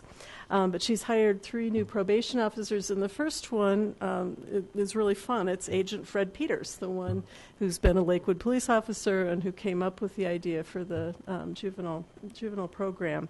And he decided to trade in his badge and become a probation officer, which is exciting.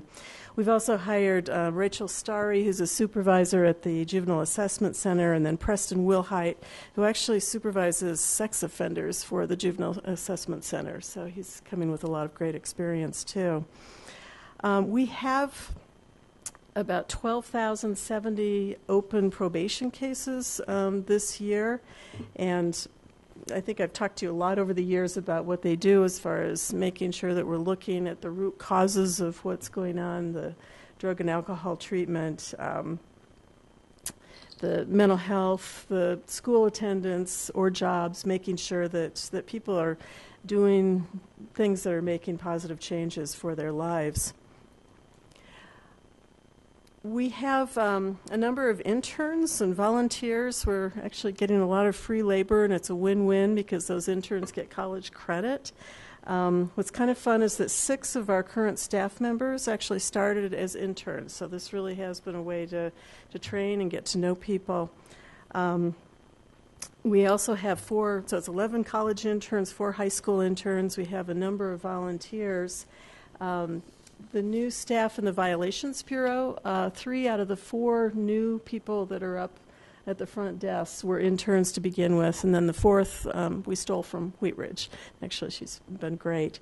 What's been fun is that they have all really embraced our philosophy of respect and patience and dealing with people who are often not in a good place when they come to the courts.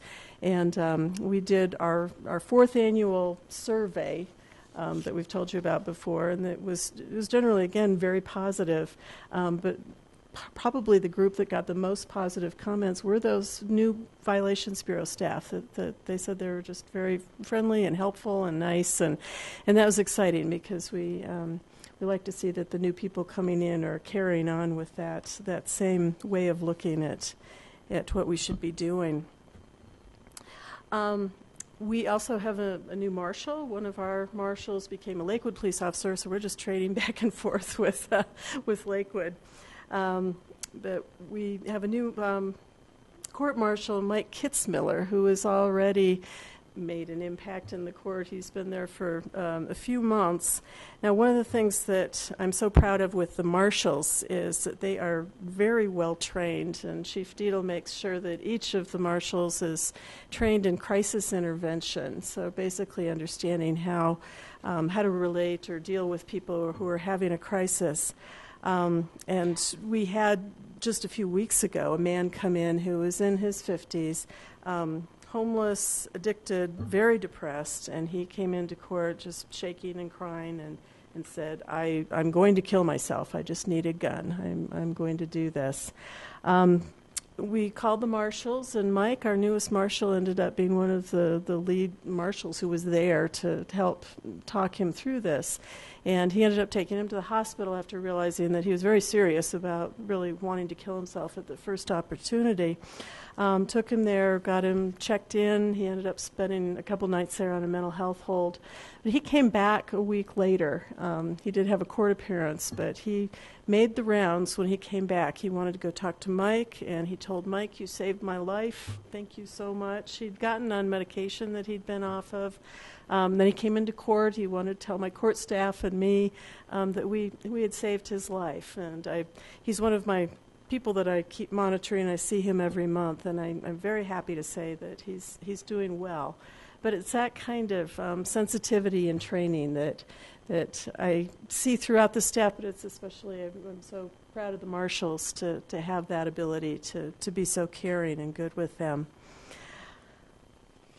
We also, on top of the changes in the personnel that we have, we've continued, maybe this isn't such a big change because I talked to you about this before, we continue to be under a fair amount of scrutiny from the outside, from civil rights groups and groups that are really looking at criminal justice, and that's something that has been very much on people's minds, and we welcome the scrutiny. As I've told you before, I'm very proud of how Lakewood handles our defendants and handles the law. I mean, I know that we're being fair and following the Constitution.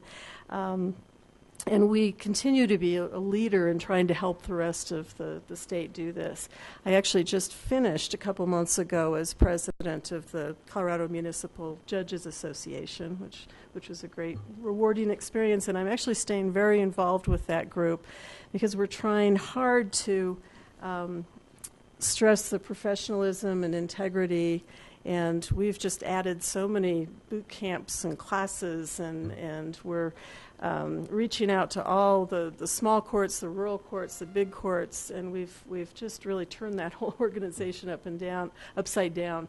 And so I've got a really solid, strong group of people who want to make sure that all the municipal judges are really trying to work toward being more fair and having good standards. So we've been pretty successful with that. I know that there are still going to be some stories. In fact, I think there may be some horror stories that are going to be coming out soon.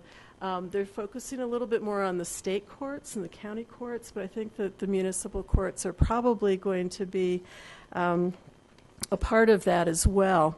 And certainly the sort of rogue courts, or the courts that are not doing what they're supposed to be doing, we'll keep working to try to help them make changes. But I also get concerned about some of the sort of the fight for local control, or fight for control over what's going on in municipalities. And I think this is happening. I think you guys are experiencing this too, that it's happening in a number of different issues in different parts of government, that states and counties want to have more control over what is happening in the cities. And I've certainly appreciated your support. A number of you have been involved in just trying to educate the legislature and educate people on how important it is for some of these issues to stay local. And there's a place for the federal government, there's a place for the state, but certainly what the local governmental bodies can do is critical. And I think the cases that are in the municipal courts are appropriate cases for us to be handling. We know the city, we know the neighborhoods, we know our resources, we see the citizens almost more than just about anybody, I think, because we have such high volume coming in, both as defendants but also as jurors. And so I think that for the kinds of cases we're handling, we can get the resources to the people, and often we know even the individuals pretty well that are coming in on a regular basis. So I appreciate your help and support in trying to make sure that we retain the things that help us to do that work.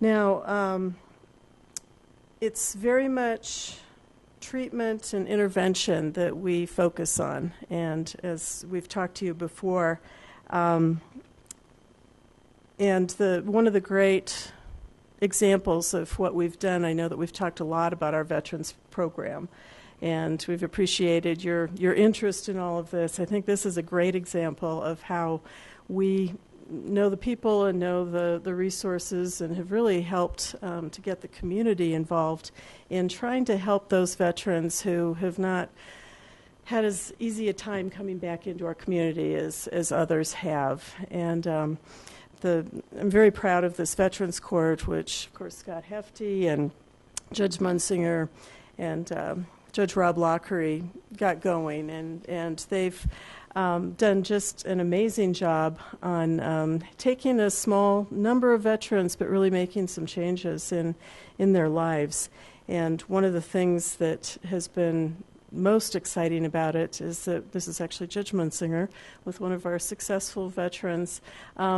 This year, in 2017 so far, we've taken 6 homeless veterans and actually gotten them into homes. And so that's that we just feel that that's a great accomplishment, and we hope that those numbers will still go up. The 5th Veterans Fair was just last week. A number of you were there. We had the best turnout we've ever had, and there was a lot of great energy and excitement, and just the connections people are making over trying to help this group are just very exciting. Scott Hefty is also involved in the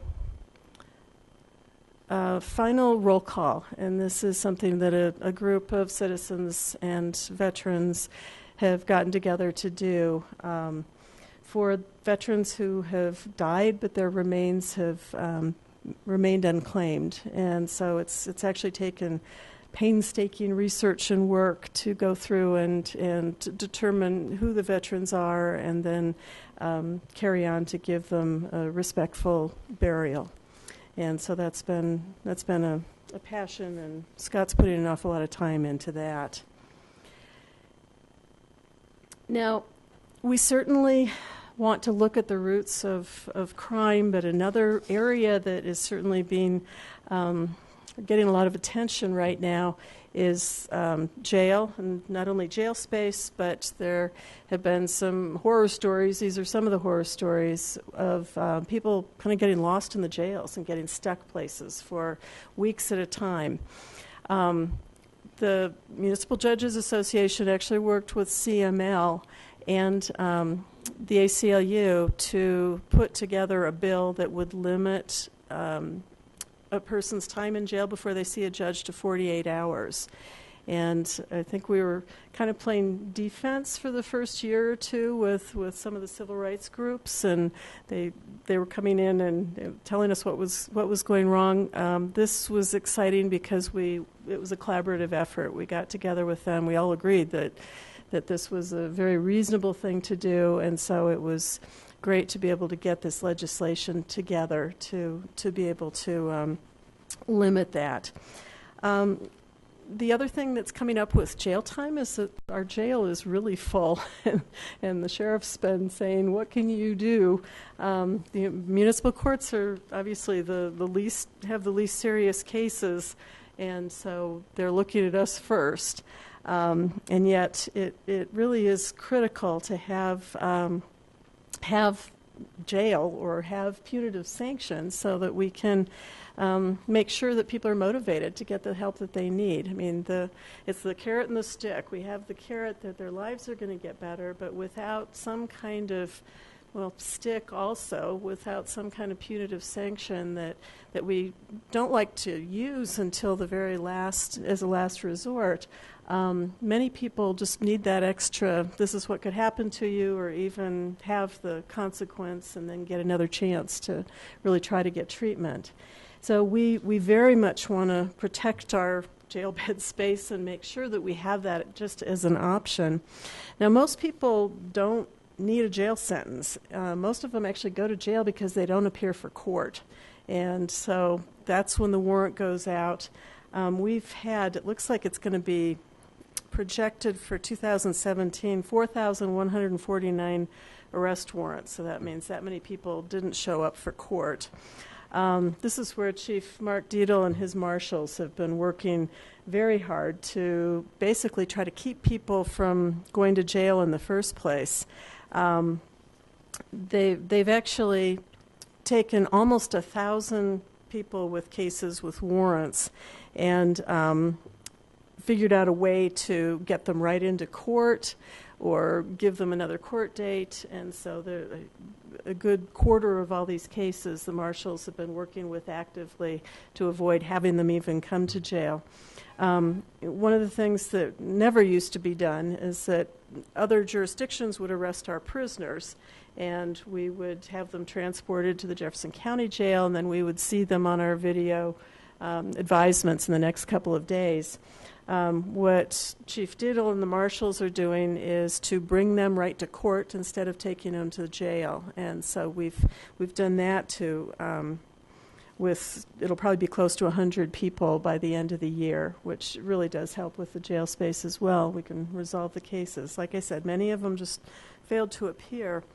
The marshals call every defendant before issuing a warrant, and we're just looking at making sure that we see them right. I mean, we see them Monday through Friday. Judge Ramsey and I share on-call duties, so one of us is getting emails and looking at the jail beds every Saturday night. We split the month and making sure that there's a reason for the person who's arrested on a Lakewood warrant, and then also, so finding probable cause, and then we also can address bond and let them out at that point. So, like I said, we're working very hard to make sure that we're protecting those cases, or those jail beds. Now, one of the kinds of cases that we really do need that stick for are the domestic violence cases.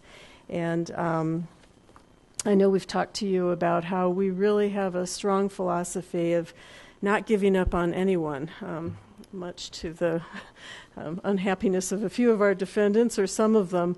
But whereas the county courts handle the more serious domestic violence cases, and they tend to have defendants either comply or they face pretty serious consequences. We have somewhat less serious cases, and our philosophy is that we don't want to give up on them. We know these people are coming back into the community, and we want to make sure that they're treated, that they've gone through domestic violence treatment, and that they're sober. At least they get a chance to see what sobriety is like. And so we may give them consequences, but we're going to take them back and take them back. And I have to say that we get success. Sometimes it takes years, but we get success on almost all of our cases. I mean, our success rate is really pretty impressive. The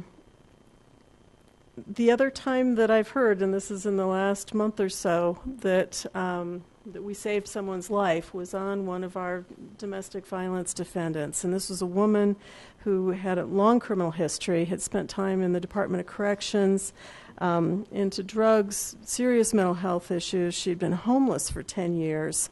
And we had her on our domestic violence caseload. We got her into treatment, and she ended up getting some temporary housing at the beginning of this year, and that did an awful lot to motivate her to be more successful with treatment. And just last month, she came in and she first of all said, "You saved my life. I wasn't going to live long the way I was going." But then she also brought pictures of her new apartment, and they'd actually given her a brand new bed, and that's what she was really excited about. And then she had donated furniture, but it was the brand new bed that she said, look at how much my life has changed. And she was just beaming, and it was really exciting to see that kind of progress. And she continues to do well, and we'll just hope that she sticks with that and continues to.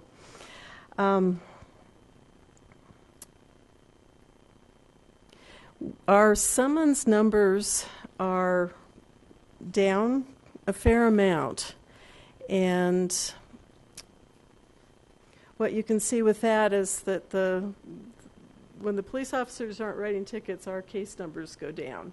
And I have talked to Chief McCaskey about it, and I think you're all well aware that we've had a lot of retirements, a lot of movement in the police police department. But they are bringing many, many new officers in. So we've had just huge recruit classes, and they're very successfully being trained and integrated into the police department. And so this will be a short-term issue. the summons numbers are down, and part of it is that we have the new officers that can't write so many tickets because they're being trained, but it's also the officers who are training them who aren't out patrolling as much. So I see this as being an issue that won't be there for long. With the summons numbers being down, it also means that the revenue is somewhat down, and so the fines, the traffic fines in particular, are lower this year than they've been. Looks like the last 3 years were quite high. We're more like we were at about 2013. But again, I'm being reassured that this most likely will change. This gives you just a little bit of a breakdown of what kinds of cases we're looking at.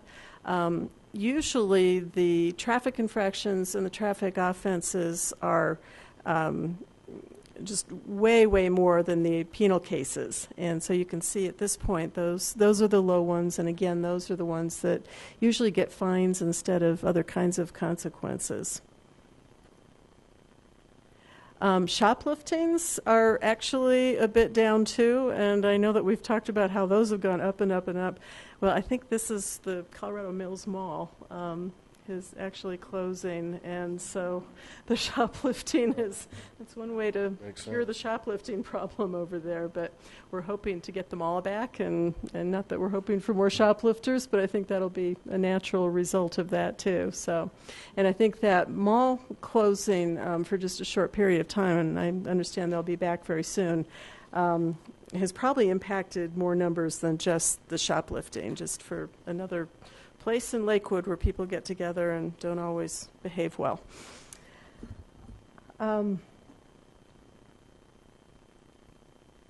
The hearing numbers have not gone down as much, and this is where you see that we're still doing a lot of these domestic violence cases and doing a lot of the adult penal cases, and those are the ones that really take the time. I have to give a lot of credit to the city attorneys. You know, we have a great probation department, but the majority of the criminal cases are actually kind of supervised or at least followed by the city attorneys who come and report to court.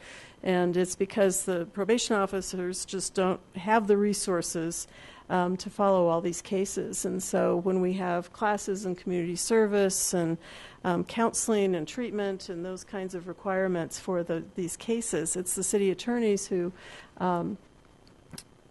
monitor and make sure that they're doing what they're supposed to be doing, check and make sure that they really are completing the classes, having clean UAs. And so I do want you to appreciate the city attorneys, because there are a lot of city attorneys around the state who don't take that on. And we have that extra level of accountability that we're able to expect out of defendants because they're willing to monitor that. These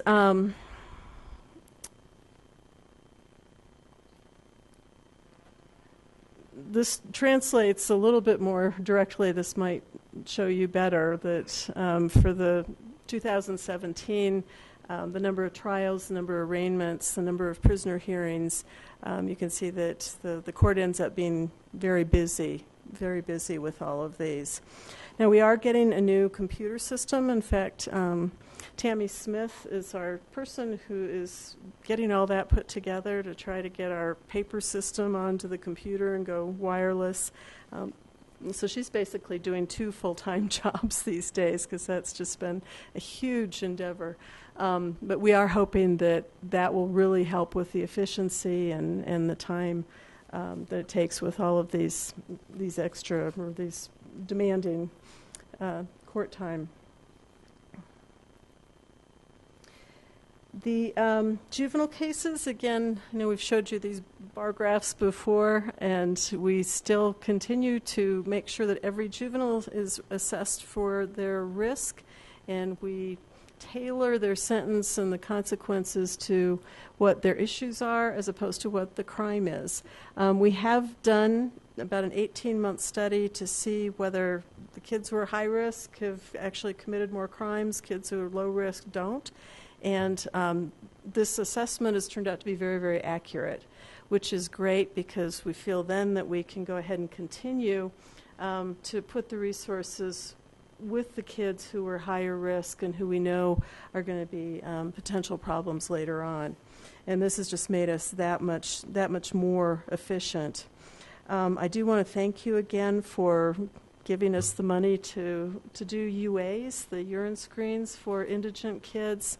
The fact that you guys gave us that extra money has really made a difference in just being able to help kids get off the drugs and do better. We have had a very busy graffiti cleanup, and they're doing a lot more than just graffiti cleanup. This was an 80-year-old woman. There are a number of complaints about the way her yard looked, and you can see from the before and after that our graffiti cleanup kids with Shane really did a remarkable job. And I'll just show you a few other pictures of the graffiti cleanup. It's one of the more dramatic ones. Shane actually was with his team doing cleanup of some graffiti when he saw another kid actually doing graffiti. And so he ended up calling the Lakewood police and so was involved in the ticket for the kid who was actually doing graffiti while they were cleaning it up just down the way. And so he ended up getting charged, and then he ended up going on Shane's crew to actually do graffiti cleanup himself. So, yeah, these are just a few more examples of that. I know some of you are aware of the issues around Lakewood High School, and Shane's group has been taking the kids out and trying to at least keep the grounds clean and do a lot of litter pickup. And so that we're hoping will kind of reduce some of those issues around there. And the final, we very, very rarely use detention for kids, and I think the research is showing that does a lot of damage, and we absolutely don't want to do it. But it's another one of those things where if the kids sort of know that that's even a possibility, it helps motivate them. And like I said, we almost never send them there, but it's a good tool just to have in our back pocket so that they're aware of that. One of the things that we've started that I'm really excited about, and this actually again started with the Lakewood Police working with the best practices team at First Judicial, so in Jefferson County. And they brought us in to start a minority overrepresentation committee. What we're doing is we collected the data in the Lakewood courts and the Lakewood Police Department, and this was to try to look and see if there are points in the system, either with initial contacts by the police, with how police handle kids, it was all with juveniles, how they come into the court system and then how they're handled there. I have Judge Flanagan and Chief Deedle are both on this committee, and they've done a lot of research. They have some experts who are taking a look at the data, and we're trying to determine basically if there are any points that things could be changed to make sure that we don't have these kinds of issues in Lakewood. But I've been very pleased that out of all of Jefferson County, it's Lakewood who's stepping up and wanting to take a look at ourselves and what we're actually doing. Just a few quick notes on things, again, that we've been working with some of the civil rights groups and the legislature doing. Sealing of records when there's dismissal or acquittal, and this just seemed like one of those fair things that we were happy to jump on board with, that those records should be sealed. And then we also have the expungement of all juvenile records in a municipal court. I think a lot of people have always thought that juvenile records were something that nobody could see, and with computers and just the way society's been, that wasn't so much the case. So we were involved in certainly supporting this so that law enforcement will still always be able to get the records. So if a kid really does need more attention, those records can be found and looked at by law enforcement or the courts. But basically everybody else can't get them. So schools, work, it's juveniles can move on and not have to worry about these issues that they've had as kids. We hope that we're giving them enough tools so that when they move on, they really can lead healthy, productive, and law-abiding lives. So, and with that, I do again want to thank you. I really have appreciated your support, and I welcome any questions. Great. Thank you very much, Your Honor. I think that we are going to have some, and I will start with Ms. Vincent. Very rarely do I just make comments, but there were several of us that were at the CML conference, and it was just so nice that with all these people, and Lakewood was so recognized. It was just like, oh yeah, this is my city. So it was just very nice and very well deserved. So I just wanted to make that comment. Thank you. Mr. Roybal? Your Honor, thank you. I want to thank you for helping all our fellow veterans in the city. I know some of our population, some of our veterans from Desert Shield and Desert Storm are angry right now. And just to remind you, I was walking in one of their shoes. I was angry too. And thank you for helping us. And with graffiti, that's been the number one thorn on my side from day one. And thank you for helping resolve that. I know that people really, they don't take a close look at it, but it's the broken window theory. It starts with graffiti, and then it goes into car thefts and burglaries and different things. And, when people start looking at if they don't respect their community and they look at the graffiti, then they just keep walking and things just keep happening and things get worse and worse.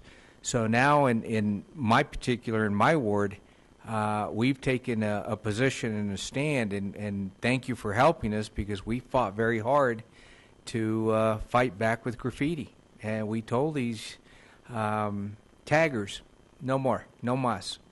We've had enough. So I want to thank you for helping us, and anything we can do to expand the program, I'd like to lobby on your behalf if that's what you would like to see it grow. Appreciate that. Thank you. Thank you. Ms. Shakti. As you know, from when I started, I've had a real interest in how the courts were run, and I've had the chance to be very impressed and learn a lot. And so for the sake of Lakewood, but also for the sake of myself, I've really appreciated seeing how things are done here and how they are done. And you said it very well at the beginning. You said there are innovative programs based on research, and you address the root causes of criminal behavior. And I think that's key. But that's sort of an intellectual way to put it. From like a couple of days I spent just watching in court, or from the stories you bring,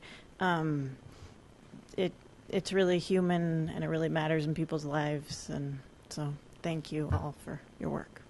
Cool. Thank you. I appreciate that. Ms. Harrison? Thank you, Your Honor. We are so proud to have such a great court system in Lakewood. One of the last comments that you made about juveniles having their records expunged, you said can be expunged. I'm assuming there has to be a process there that they have to ask for it to be expunged? Actually, that I misspoke. They will be expunged. They will be expunged. Okay. Mm-hmm. Excellent. Thank you. Uh-huh. Very exciting. Ms. Gutwein? Thanks. This is something that I've learned so much about just in my time here, and in the legislative committee. We learned a lot about just these bills and the way they impact people's lives and can have an impact for the rest of their lives. And I'm just like everyone else said, I'm just so proud and thankful for our system here and what the work that you do, and the difference that you make in people's lives in breaking the cycle. And so thank you. it. Thank you. Well, very good. Well, I think that's all the questions, and I would echo everything that's been said here. Being able to be out in other communities and getting to hear about the professionalism of you and your staff is really cool. And the fact that when you're dealing with the ACLU, which can be quite a challenge, and they say, well, we're not really focused on you, we're looking at other folks, but we just happen to fall into it. So that says a lot, and you've taken the leadership role on that. And to have your team at the Veterans Fair was really cool, and you continue to do that and find new ways to raise awareness and outreach for veterans. So I really appreciate all that you do. I do have a question, and that has to do with our youth. How are we seeing with substance abuse? Are we seeing going up? And I guess when they are engaged with opiates, are they going to district court then instead of? And actually, we're seeing a lot of heroin and opiates. They do go to district court if they're caught with the drugs, but we see them because they often have drug paraphernalia on them when they're shoplifting. Mm-hmm. And so we don't have a formal program to deal with them, but we have a process where we're seeing them very regularly, even sometimes every couple of weeks, and making sure that they're getting into treatment. This is an area where that jail does work. It tends to not be the juveniles, though. It's been like the 18 to 25, I would say. We haven't seen kids so much in that. And I think the kids who are having those kinds of opiate addictions probably are going to district court. But we are focusing a lot of attention, a lot of court time, and this is where the city attorneys are really monitoring the heroin treatment. They can get their methadone pretty close down here on Alameda, and so it's worked out pretty well that they can go there, come to court, and we're monitoring what's going on there. But we're certainly seeing an uptick of it. It's scary. Mm-hmm. Yes. Well, again, thank you all very much. You do great things, and you change lives, and I know that firsthand. So, thank you. And also, I guess I'll welcome the Honorable Health Sergeant is here tonight too, Yes. from Jefferson County. So, thanks for coming out. All right. Thank you. Yeah, enjoy. Good night. All right, I will now open public comment. Fantastic. I will close public comment. And I will start with reports all the way down there on my right, Mr. Coop, Mr. Wickman, Ms. Gutwein. This Saturday morning at 9 a.m., we are having a Ward 5 meeting about growth. And so I'd like to invite everyone who has questions, wants to learn more about what Lakewood is doing, wants to share their opinions, wants to fact check something they read on Nextdoor. We hope to see you at 9 a.m. at Bear Valley Church. Thank you. Ms. Franks. Ms. Harrison. I want to add one more to that. Tomorrow morning at 7:30 a.m., South Lakewood Business Association will also be having a discussion on growth, and we'll have speakers on both sides. So come and get educated. 7:30 White Fence Farm. Thank you. Roybal. No report. Ms. Vincent. Ms. Johnson. Thank you. This Saturday, Ward 1 will have our ward meeting at 9:30 at Holy Shepherd Lutheran. At 9th and Kipling, we have two speakers. One is a lady from A Little Help, and then Declan Costello, who is from Emergency Preparedness. And he was going to come in response to the hurricanes. But after what happened this morning, I'm sure that he will expand that conversation on emergency preparedness in our own community. Things such as when you enter a building to look where the exit sign is so that you know how to get out. And also for those of you who are inclined to give blood, now would be an excellent time to please donate. They are going to be requiring a considerable amount in Las Vegas. Thank you. Ms. Shakti. In addition to cider days, there's the cleanup where you can bring appliances and things, and the thrift store will take them. And you can go to lakewood.org/cleanup for all the details. Mr. Roybal had an update. Yeah. I just had a thought. Real quick, Food Bank of the Rockies is our sponsor for the food bank at Phillips United Methodist Church tomorrow from 3 to 5. Please come. Thank you. Ms. Harrison. I just want to wish the man that I walk through my life with a happy 30th anniversary. We'll be celebrating that tomorrow, and I'm so blessed to have him in my life. Love you, Doug. Well, that's great. Congratulations. Joyce, anything? Okay. No, I have nothing. Mr. Graham? Ms. Hodson? All right. Well, thank you all, and get home safe. Thank you to our police agents. And we are adjourned at, we'll wait 15 more seconds, and it'll be 9:30. Just kidding. We're done.